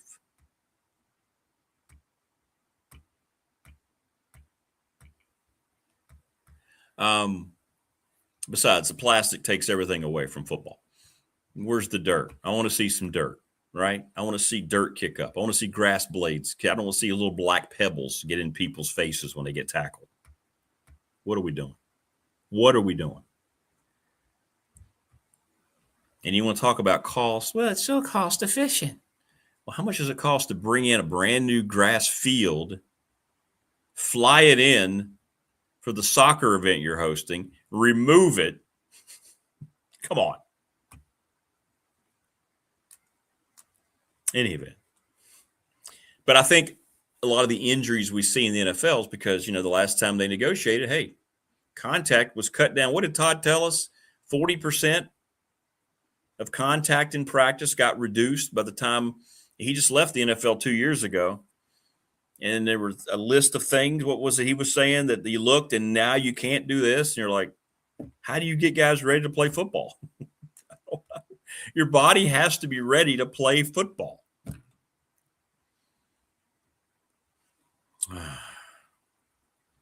Devo says, I'm going to catch some rays, eat a big fat turkey leg, and check out the sea. There you go. That's the right mindset. Yeah, you can't tell much. You can't tell much. People are going to exaggerate the good things that they see, and then they'll shrug off the bad things they see. 2 reports that are guaranteed, or what you're going to see trending on the message boards and on X. 1, the exaggerated attendance number. And 2, when somebody does something, a quarterback, they're going to act like, oh my goodness gracious, this guy is going to be, you watch. Those are the 2 things that are guaranteed. All football games should be played outdoors, period. No exceptions, but that will never happen. Even the Bears are going indoor. Yeah, they're going to Indiana, right? Players want to play on grass. The game's better on grass. And now, 70% of the fields are plastic. But it would be a real slap in the face if I were a player playing in a stadium that had the plastic, knowing they're going to ship in the soccer field just for the soccer exhibition, and then remove it.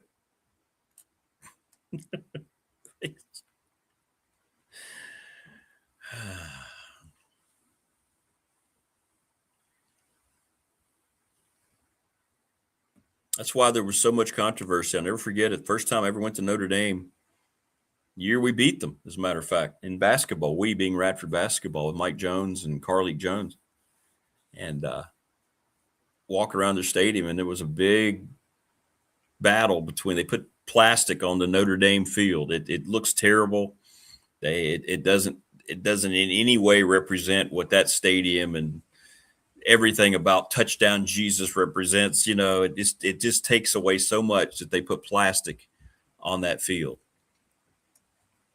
As one of the people up there told me, one of the administrators, we've got plenty of money. We could bring in a new field every week if people are complaining about the condition of the grass after we get through a couple months of the season. My not so bold prediction, traffic is going to suck. Yeah, I don't know what kind of police presence there is for a spring game. Seems like I remember it kind of being chaotic. There are no parking spaces that are guaranteed.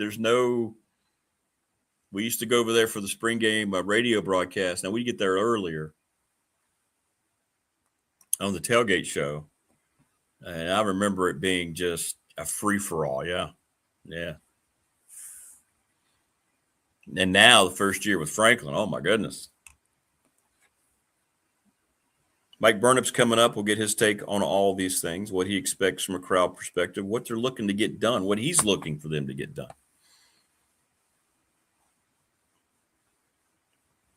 And then, of course, some of the financial things that came out yesterday.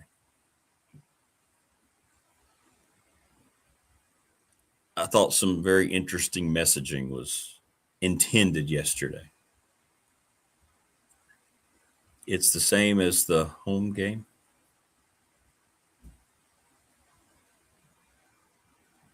Same. Oh, what do you mean, Brady? You mean police presence and stuff helping direct traffic? Okay, good. That's good to know. That's good to know. I mean, it makes sense. But I remember in years past, it wasn't that way, or it didn't seem to be that way.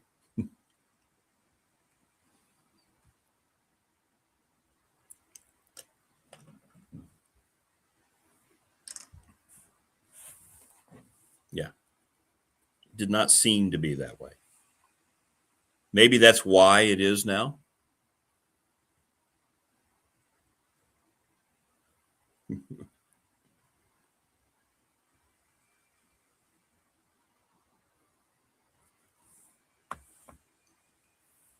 Prometheus says he always parks at a buddy's house next to Kroger's. I'm in and out pretty easy. I get that. Yeah, I see what you're talking about. You just kind of walk up that makes sense. I've done that before when I go. I'll park over there in that general area and just hoof it a little bit. I'm going to go get Creed and I'll be back. Yeah, I'm with you on that. I do the same thing.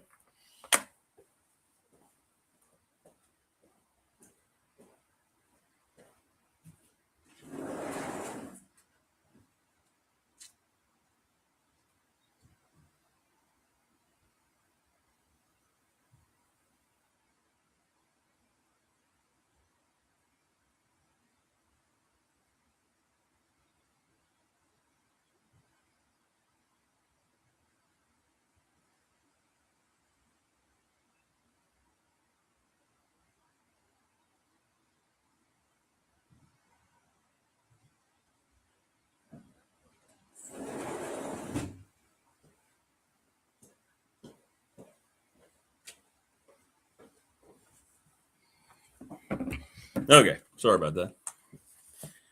He's got me trained now. He knows. He knows I'm going to let him in. And you can't just let him in. You gotta pet him a little bit, right? So Mark asks here on the professional door text line. So was there any announcement made about exactly how much money tech's still going to need, or did they just come out and make it a general statement? Yes, we constantly need more. No, they did not. They did not. They just said they needed more. We're doing great, but we need more.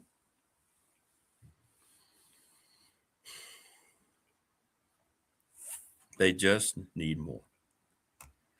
Like I said, where's the responsibility of the people that are being hired? I mean, you've just fired your football coach.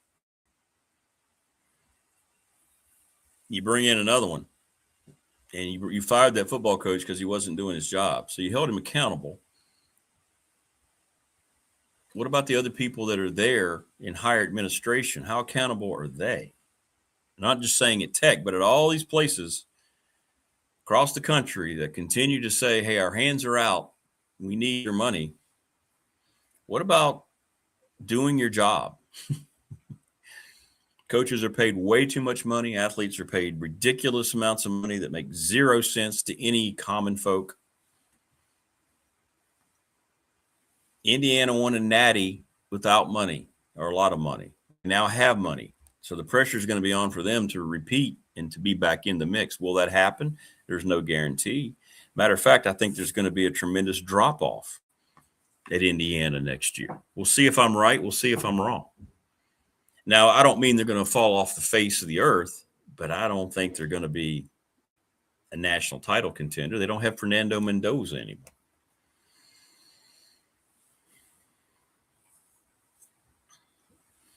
Yeah, I think you're right, Wayne. The 3 p.m. start makes it a bit tougher for people coming from other parts of the state. Too few hotels, and they will be, so overpriced. So people locally have to just go out. Yeah.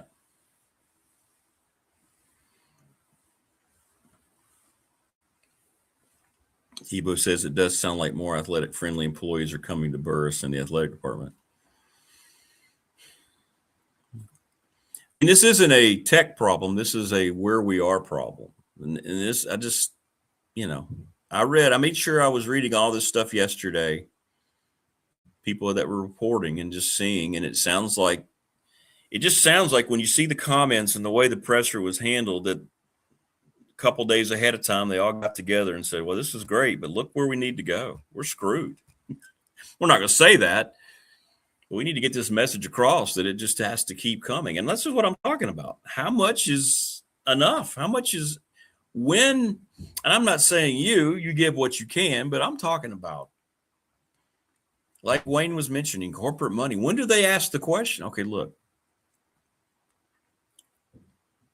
Virginia Tech won however many games, you fill in the blank, year one under James Franklin. So what's the dollar value you put on them winning 2 more games?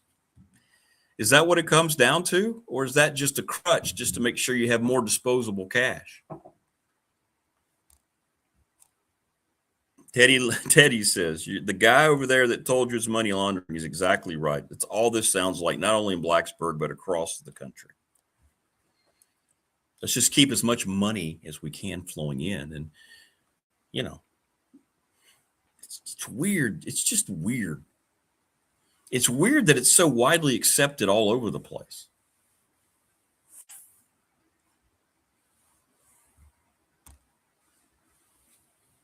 It's strange. I mean, not everything, because they had injuries, but most of the struggles around men's basketball is they don't have enough money. Do they need a $20 million payroll? I mean, I don't know. I'm just asking the question like you. I don't know. Michigan paid 7 figures each and then some to each of its starting 5, and they won the Natty. Here's my question. Let's say Michigan spent upwards of $20 million on its roster. They won a Natty. How much money do they benefit from that? Like, how much does the athletic department benefit from winning the national championship? I mean, I don't know.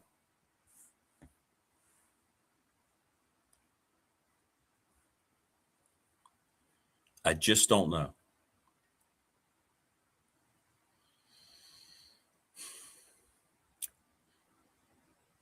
Is winning the Natty and having that accomplishment, is that the only goal here, or is it to potentially make sure you live up to that investment and pay off that investment?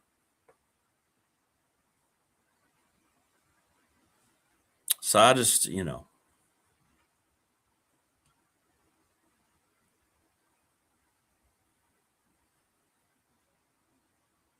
I just never thought, probably naive, that we'd be in this discussion. I mean, I know that there's always been haves and have-nots in college athletics, but never did I think it was going to be to this degree. And how it just seems like it's nonstop. It's the train that won't keep from chugging down the tracks, man. And everybody is willing to pay it. Remember the scene in Field of Dreams? Remember when really the best part of the movie is James Earl Jones' speech at the end? People will come, Ray. They most definitely will come. And they'll hand over their money without even knowing they're doing it. They will gladly hand over their money. However, that's the mindset that these athletic departments are taking with their partners. We have to present this, so they'll just gladly hand over their money without even thinking about it. And that's where we are. Those of you that are asking on the professional door text line, I don't have an answer.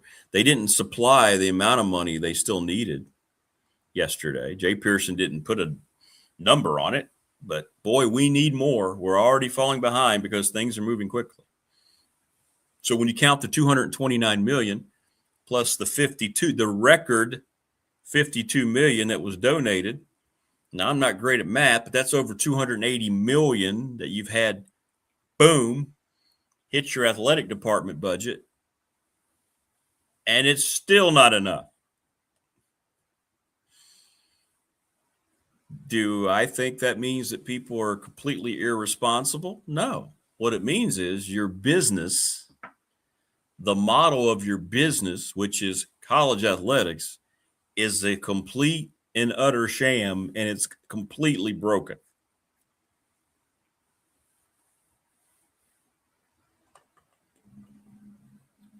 And again, all you have to do if you're in a position of any kind of authority,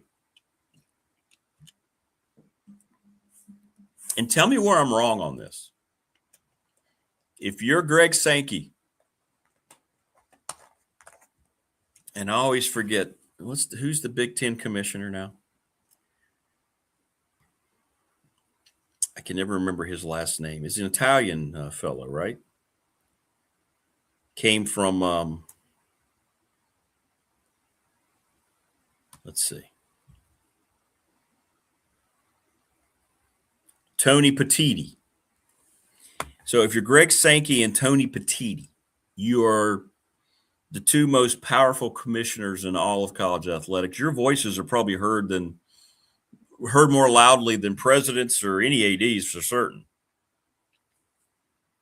Petitti was president and CDO of Major League Baseball Network, chief operating officer, Major League Baseball.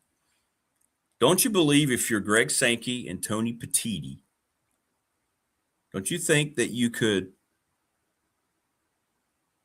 don't you believe that you could set the rules?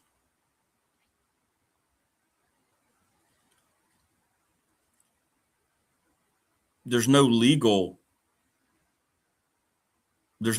basis for anything other than if you try to insert some kind of overruling legislation like the president's bill or like, this whole limiting the portal. Then you're going to get in, as Brian was talking about, and all the litigation that's going to just hold things up and destroy any progress. What if you, as the commissioner of the SEC and the commissioner of the Big Ten, don't make it a overall rule, but if all of a sudden you say, because you're the two with the most revenue and you're the two conferences that have been spending the most by and large on your rosters, what if you decided to go through an unofficial freeze after a certain level and you created your own salary cap? The ACC and the Big 12 would be glad to comply because they're not making that kind of money. They don't have the media deals or the money coming in to their institutions like the SEC and the Big Ten do. So no one's going to complain if you're already struggling trying to keep up, like a Virginia Tech. Why can't you just say, after meeting with the presidents of our universities and talking to our athletic directors, we know this is going to be the way going forward, but we have installed now a salary cap amongst our institutions, and they all signed something that just says, look, we're not fighting you on pay for play. We're not fighting you on your ability to come and go as you please, but this is all that we have. Now, if you want to come to our leagues and you want to prepare for the next level, I mean, we have guys that are using the kid from Connecticut, the guy who made the shot. Did you see that? He's saying he wants $4.5 million from UConn to come back next year because he knows where he might fall in the draft. And he looked at what his rookie contract year one salary would be. So he's saying, if I'm going to stay here and not go in the draft, you're going to have to pay me what I would make in the draft. How ridiculous is that? Professional sports, going to the professional level is not even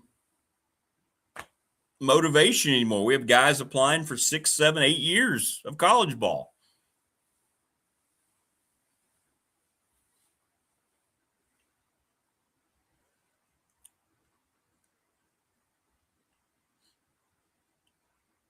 Prometheus says the bottom line with Tech is they need a PR person to advise them on what to say. Yeah. They continue to put their foot in their mouth. And I think we just said $280 million coming in, counting the big BOV approval and counting the 52 from year to year. And they're still saying they're falling behind. So, yeah. If you're feeling good about it as a donor and you see those and you're in on these meetings and you see the amount of money that was raised, and you're like, wow, 52 million. That's a record, man. We did our part. Well, here are your leaders yesterday saying, well, we're nowhere near where we need to be.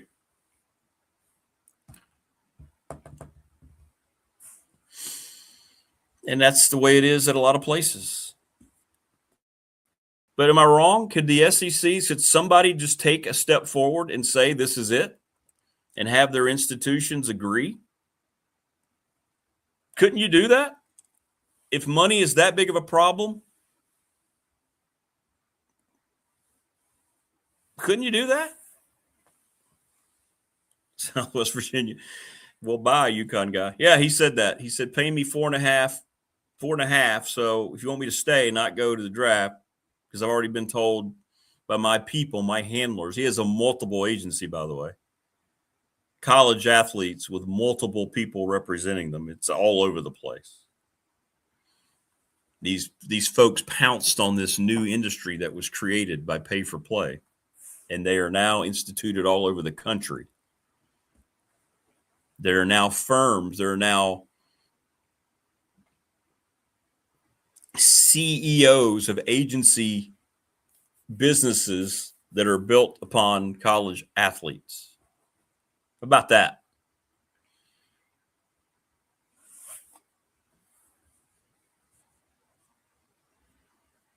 It's a battle that's never going to be won, is what I'm saying. And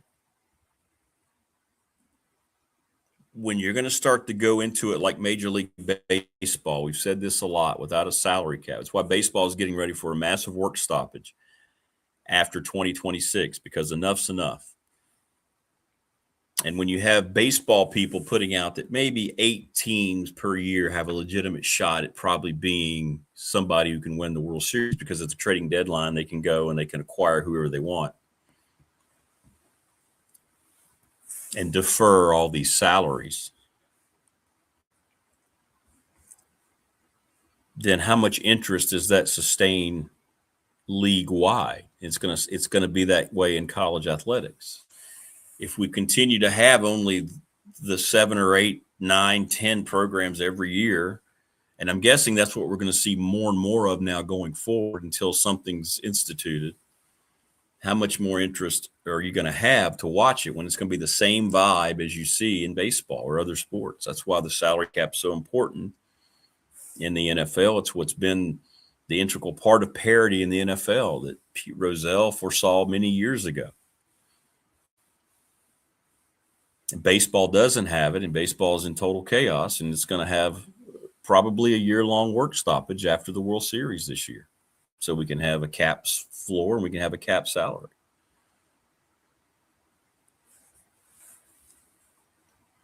So we'll see. We'll see. Joining us now on the program, he's going on year number 44, if I'm not mistaken. Is that right, Michael? Coming up in the booth? I'm like Frank Beamer. That's too many 4 quarters ago. I love it. I love it. Too many 4 quarters ago. Long time, brother. I've seen the ups and downs, I know the highs, the lows, and everything in between. I know you have. Good discussion today. You know, yesterday Tech kind of revealed some numbers. Great news on the donations, and we know they got the money coming in from the board. All these things are very positive, yet still the message was they're still falling behind, Mike. And it's not just Tech. I got a feeling this messaging is probably similar everywhere.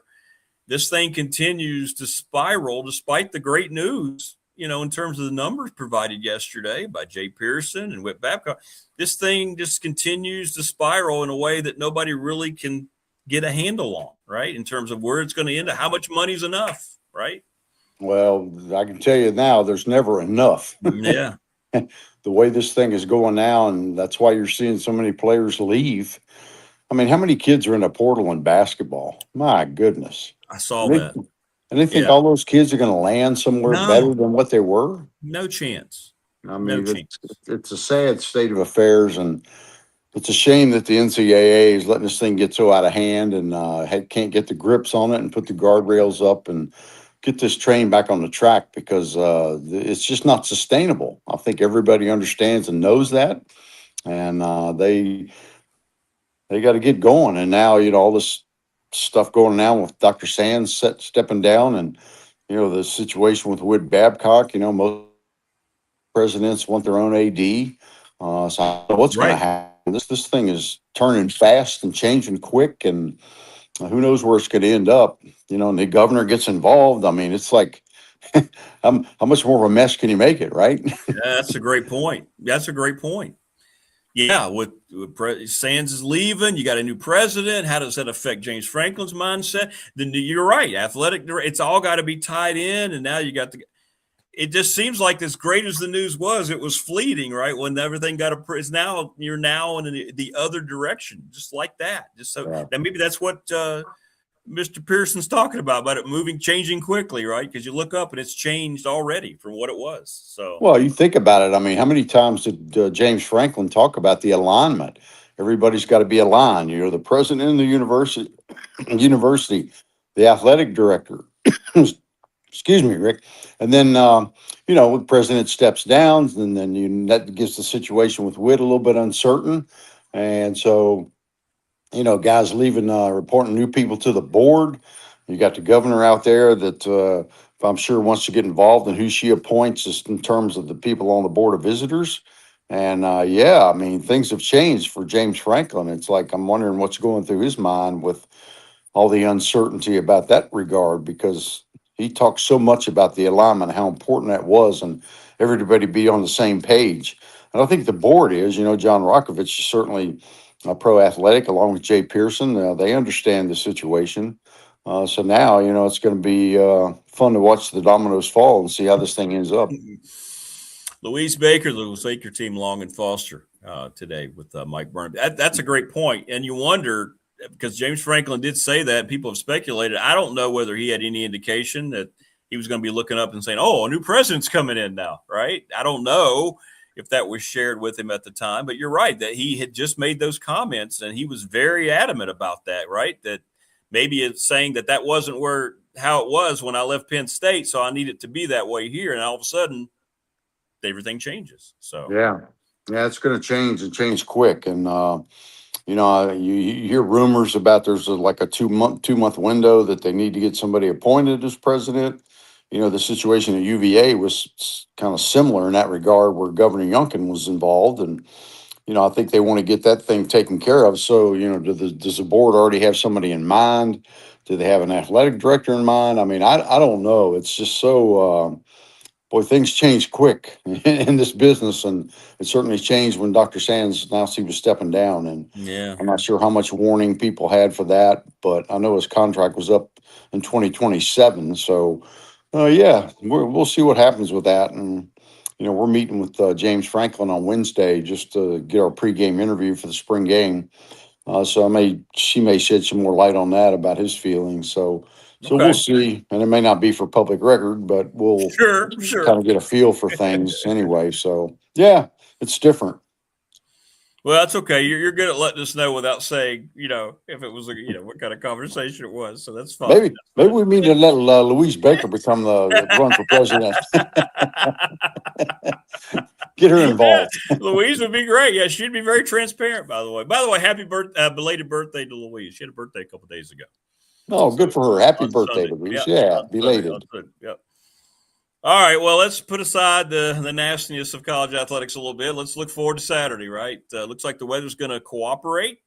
We expect a pretty large crowd, Mike. And as always, I like to ask you, just from a football perspective, you've watched practice. I mean, what do you look for when you watch these spring games over the years? And how will this one maybe be a little different since it's the first one for James Franklin here in Blacksburg?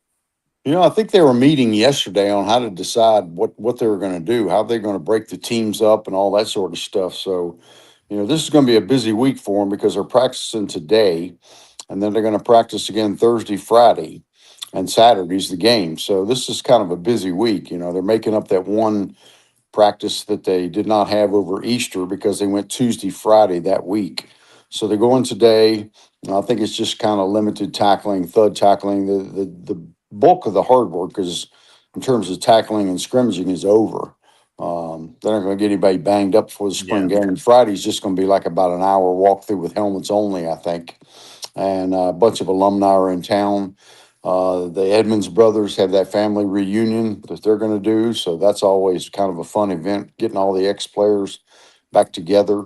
I think that's from 5 to 6:30 or something like that. And then there's a big fundraising gala on the Castle Coliseum floor from 6:30 to 8:30 Friday night, which will be a bunch of high rollers there for sure. And so it's a busy week. They're having that networking event Thursday night for the players. that they want to go to and try to think about their futures that maybe not involve football, because everybody thinks they can play in the NFL, and the reality is that you're going to have to get a real job, right? That's And right. yeah, you're not going to be able to play till you're 26 years old or 27 years old. That's right. That's right. As much as They you like want, to. they want 'Cause those- to. Yeah, because those rules are changing too. I mean, I hope they do get some guardrails up, at least with the 5-year thing, and maybe the one chance to transfer. But we'll see how that plays out too. But it's going to be a busy week. I thought last week's scrimmage was good. I think the defense probably got the better of the offense more in some of the drills.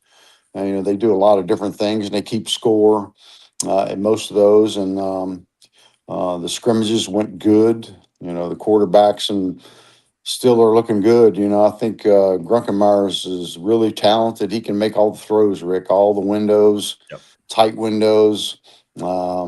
He's patient back there in the back. You can tell he's got experience, played in big games. Troy Hune has had his moments too, being there as a freshman, but he's looked good. And so has Bryce Baker. So, I was hoping they'd go a little bit live. Coach Franklin talked about letting those quarterbacks that hadn't been involved in games before go live, but That's they right. really didn't, Saturday at least. Now, maybe some of the drills earlier they had, but yeah, so I thought all in all it was a good practice. And one thing that stood out, man, I'm telling you, he is a stickler for guys committing penalties and getting in fights. I mean, one of the things that this is the craziest thing. Two guys got in a fight. I'm not going to mention their names. I don't know if it's, but these two guys get in a fight on a field goal attempt. I mean, are you kidding me? I mean, they're Wow. out there wailing their arms and stuff, and it's like, and so boy, he was hot, and he sent him down to the other end of the field, one of the strength and conditioning people, and they did ups and downs, Rick, for about an hour. I Wow. mean, because that was kind of still there was a lot of scrimmage left to be played. So they went down there, and I think it was like 250 of them, ups and downs. Can you think about that now? And it was kind of hot out there Saturday. So they're down there in the end zone, and they're doing them, and I mean they're just struggling going down and getting back up again. And you think if you do like 25, 50 of those, that's pretty tough. Think about 250 of them and the heat with all Yeah. those pads on. Yeah, that was something. And then the other thing is it takes them out of practice, right? Sure. You get a black eye because you're sitting there and you're not be able to get in the reps that you need. And so he's adamant about that, man. You hurt your team. You can't make stupid penalties like that. They're going, and there was other situations during there too that a guy would jump off sides on offense in the red zone, back him up 5 yards. That cost him a first down, and the defense wins the rep on that. Had another situation where one of the quarterbacks threw a great pass to the kid from Penn State, Luke Reynolds, the tight end. Had a Yeah. great catch in the end zone. Quarterback takes his helmet off before he gets to the sideline, 15-yard penalty. So they assess it on the kickoff because it was after the play. But still, there you are putting yourself in a bad position, hurting your team. He was mad about that. So all those little things like that, he's been a stickler for, and hopefully you'll see a clean product on the field, coming this fall, because you can't have those situations where you hurt your team and that hidden yardage just kills you. Well, I like that. I like that constant Yeah. reminder of the things that won't be acceptable here. I mean, you might know some things that we don't like, but there's some things that are not acceptable. And I like to hear that message is being sent. That's a positive thing. I like Yeah. And the same thing too, as this was last week. If you make a mistake like that, you come out of the game and you take a lap around the whole field.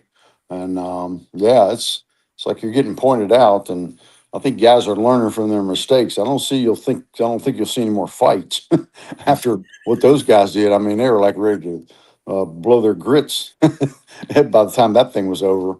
So yeah, it was hot and it was warm, and looks like it's going to be a beautiful Saturday too. So that's going to be great for the crowd. That's what you hope for. You get a great Yeah. crowd. Let them get that experience. Let the coaches get the experience of seeing what it's like with the communication from the press box to the field, the officials, the time clock. You can't blow the whistle and stop the play. Let's get this thing moving. Let's play, see what we got to do, and see how people react. To Yeah. the stands and everything that's around them. Because it's a lot different from an empty stadium when you got a bunch of people there. Oh, absolutely. Yeah. It's just, and it sounds like that because of the weather and everything else, 40,000 seems like a realistic goal, doesn't it? Right now? I mean, you I would would, think that. I would think so. I would think they would get at least that. And think about it is, Rick, when people can come and it's open seating, some people take up two seats, and same way in the parking lots, they'll take up a lot of space because Yeah. they can, right? Yeah, that's right. And so, that 40,000 will look like it's 55,000 maybe. That's true. This So, is true. And we won't know the number because there's no tickets. So we'll just be yeah. guessing. Yeah, exactly. Well, switching gears, good news for basketball. The Big Three's back. They were able to take care of those guys. And we saw where they lost Neo to the Carolina Tar Heels from Michael Malone, his first recruit, if you will. Well, they got unlimited money, right? Yeah, got they deep do. pockets. They got Yeah. deep pockets down there. Yeah. When he was an What do you- NBA coach, I'm sure that makes Neo happy. Yeah. What do you think about that move for him? Just change the scene. You've seen it happen a lot of times when players have come to Tech and they get to Blacksburg and all of a sudden they're like, put their past behind them and have good careers. It can happen the other way too, I guess. We'll see. Oh, yeah. I mean, a lot of that's happened to a lot of guys. I mean, look at Tyler Nicker, left Virginia Tech and went to Vanderbilt and had a really good year down there. Yeah. He was a big piece of Mark Byington's puzzle. And so, yeah, it happens. I mean, we'll see what goes on here. I mean, you never know. I mean, I'm glad he was able to keep the Big Three. I think the kid from Oklahoma will be a big help to him. He's kind of a 6'9" guy, can shoot threes. You got to have guys that can make those shots from outside. And he's a little bit skinny, but Coach Jackson will get him kind of beefed up a little bit. So I think that'll help. And I know he's working on it hard. Coach Young is. They're still got more pieces to put together. And hopefully those are guys that left, the Jaden Shoots, the Gerdacks of the world will end up being in better positions. Still kind of a surprise. I guess Doran went to Wake Forest, which is kind of interesting because, he and Coach Forbes and Mike Young are really good friends. Yeah. So, I hope it works out for the kids. It's just the system's what's just screwed up. You feel bad for the kids sometimes because there are good kids. But, the advice that they're getting from their agents and handlers and parents is not great sometimes. No, and this whole agent thing is now universal. I mean, just from a Radford perspective, you talk about coaches they're talking about, well, we talked to their representation, and I'm like, wow. It's just bizarre how quickly that little extra business little community has grown in a short amount of time, given the state of college athletics, right? Everybody's got an agent now. It's crazy. No, it is. And it trickles down to high school. I mean, a friend of mine that I played with and his son played here. He's got his grandson wants to come to Virginia Tech and he's just a sophomore in high school. And the guy's got a handler. He's got somebody that's taking care of him, trying to get him into some of these camps. I mean, what? I mean, what does this thing come to? A sophomore in high school? It's out of control, Rick. It's ugly. The whole thing's ugly. And we're going to see how much more fans are going to just nod their head and go along with it. I don't know. At some point, there's got to be a breaking point. It's got to be. Well, it's broken. Yeah, it's true. It's already broken, but there's got to be some kind of universal recognition that, okay, we're done now. There's no more money. Here's going to be, and I always think that you're not going to have the president's thing's probably not going to happen. Nobody's going to be able to stop anything, but the SEC and the Big Ten can say, all right, we're putting out a cap. We've talked to our institutions. We've gotten together. This is going to be it. And then maybe that's the only way to get any of this done. I don't know. Yeah. I don't know. Yeah, I don't either. I wish they would let Jay Billis take over basketball and let Saban take over football and get a committee and try to get this thing figured out and get it back on the right path because it's out of whack and out of control. And, they're talking about doing away with the championship games in football, which, I could see that happening. Yep. You got to speed that calendar up. I mean, they're going to play that championship game next year, January 23rd or 4th. I know. Why? What in the world are you doing? I mean, everybody's in school in the winter by then. It's like, it's just out of whack. Totally out of whack. Totally out of whack. Completely out of whack. Do you still see the bowls maybe potentially moving to the front of the season? I hope that happens too. That makes a lot of sense to me. Something's going to have to. I mean, they've already lost, 3 or 4 bowls already? Already, yeah. And so, I think it would be a good thing to try to incorporate that early in the year and have those marquee games early in the season to see where you are. I mean, I think this thing with VMI will probably be a one and done type thing, but I think that'd be great. Just like last year, the Hokies went down and played South Carolina. Now that wasn't an easy start to go play South Carolina on a neutral site, but then come back and have to play Vanderbilt, two SEC teams back to back. Yeah. That was not a good start and a good recipe. But yeah, I like the fact that you play those games right off the get go. See what you got. It kind of gets those kids' attention in the off season, and especially in the fall. Like, hey, we know we got to have our best game and be ready to go because this is no pushover. 100%. And if you're going to ask fans to continue to invest, those are the games they want to see. They don't want to see Tech play VMI. I mean, I'm sorry, they just don't. So yeah, and get a nice game when DC has their new stadium up there for the Commanders. Yeah. Well, you talk about a marquee game. Open up that place up and shoot, you'd fill it up for sure. Playing there's a good team, no West question. Virginia or somebody at Penn State, it'd be awesome. Oh, can you imagine if Tech and Penn State worked out something? Oh my goodness gracious, that would be. There'd be a few chips out there, wouldn't there? On some shoulders. So. The woodchuck would be out. The woodchuck would be out, and there wouldn't be an empty seat. No. When they played West Virginia there, and that place was packed, and yeah, it'd be fun. I think that's something they need to continue to do. Yeah, it'd be great. What time you guys going on Saturday, Mike? We're just only having a half-hour pregame show at 2:30, and then still, again, we're not sure about the format, how they're going to split them up, how long the halftime is going to be. I think they want to try to get out of there by 5. So, and Coach Franklin's he's going to meet with some of the donors right after the game up in the press box, some of the Triumph people, I think. So it's a lot going on. You got lacrosse starting Thursday, and you got softball, you got baseball, you got the spring game, the run from remembrance. This is a busy, busy weekend, and just really glad that so many people are going to be back on campus, and the weather's going to be great. Tailgating will be fantastic, and it's going to be a fun weekend. Yeah, you always have a blast, I know, at the spring game because it's really just keep people healthy, but it's really no pressure. It's just always kind of a fun thing for everybody. So yeah, and so many ex-players come back for this too, to be with the Edmond Brothers reunion, get out there on the field and see Coach Franklin and see what they're all about, and it's always great to see them too. So because a lot of those guys, either are coaching in high school now that are not playing anymore. Sure. But the ones that are in the NFL rosters, they come back because they can. There's no commitments for weekend games in the fall. It's hard when you're on the NFL team. It is. Yeah, it's a great time. Well, listen, have a great call. I know you will. And congratulations on another spring game on the air for Mike Burnup. And thanks to Louise Baker. And she'll be there celebrating her birthday about a week late, being there amongst the crowd screaming. So there you go. Heck yeah. We love Louise. We do. Well, Mike, listen, have a great call, man. Good stuff as always. All right, Rick, you take care. Have a good weekend yourself. And we'll see if everything goes smooth and talk about it next week.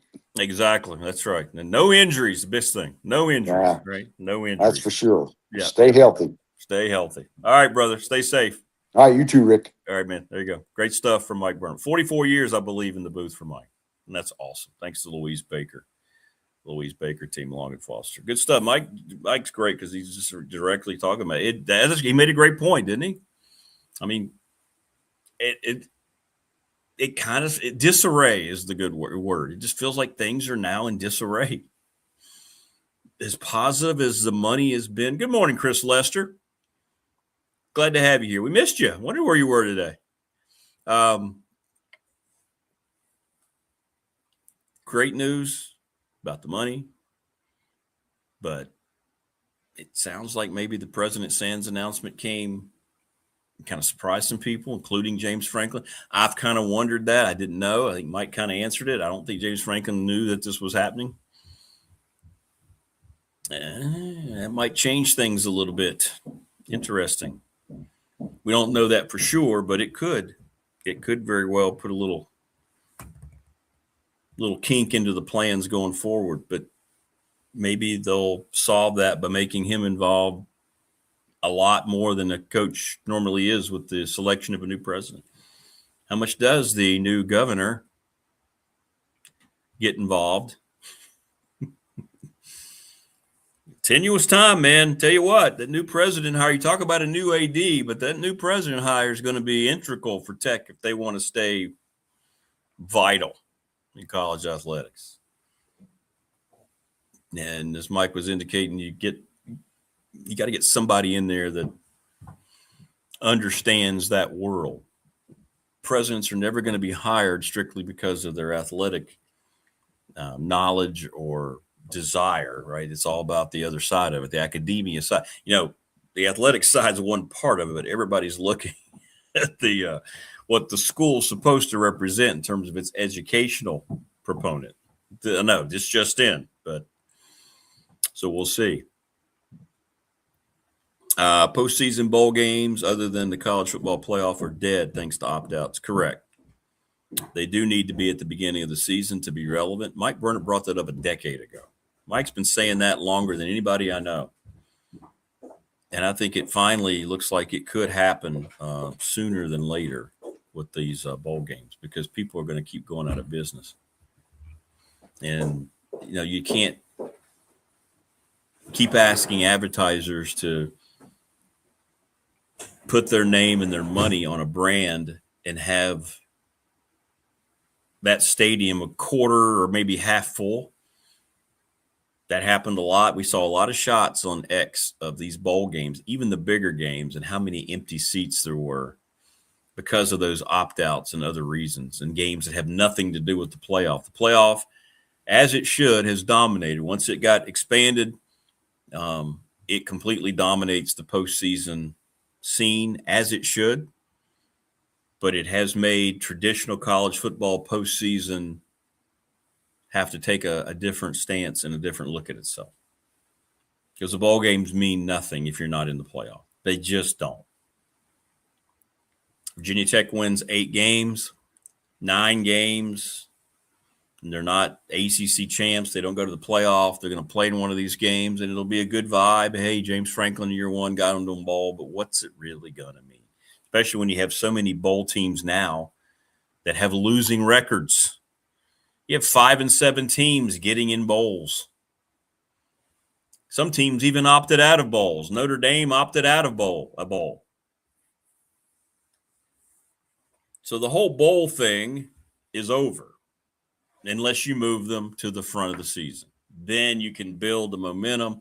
Then you can guarantee sellouts. Then you can guarantee maximum sponsor support, because you're kicking off a new college football season and there's a lot of excitement, and our bowl game is directly going to help do all that. And then you can sell that. It's hard to sell some game in Arizona or in Florida or anywhere else in between on a December night, a random December night,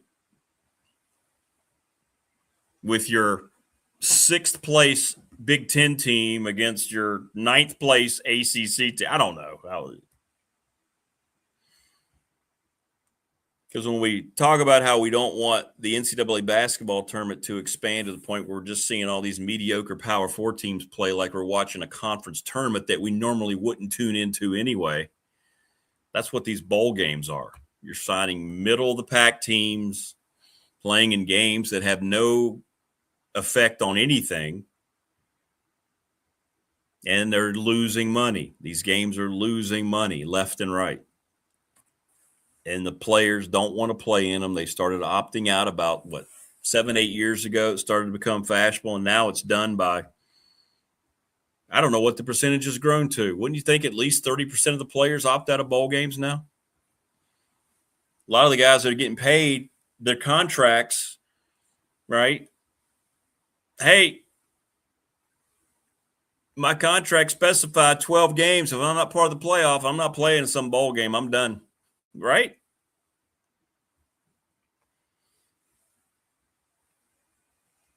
There's nothing smart, and it's ironic.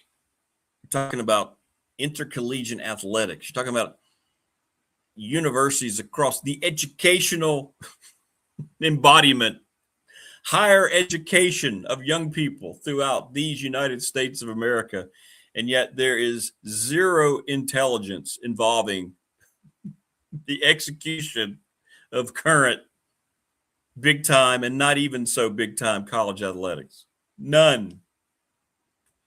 It's turned into the stupidest thing from what is potentially the highest level of learning in this country. Go figure. Tomorrow's the Hump Day Wednesday edition. Keon Brown, Damian Sordelette.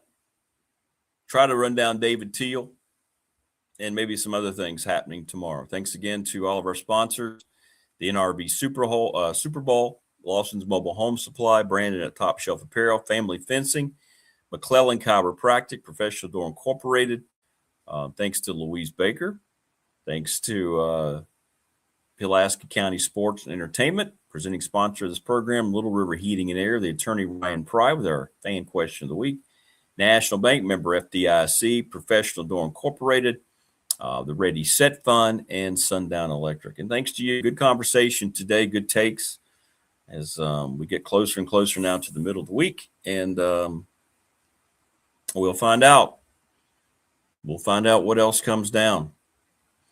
We'll try to have get more reaction tomorrow from Damien. Damien will answer your questions as well, anything that he's hearing about the roster and everything, getting ready for the spring game on Saturday.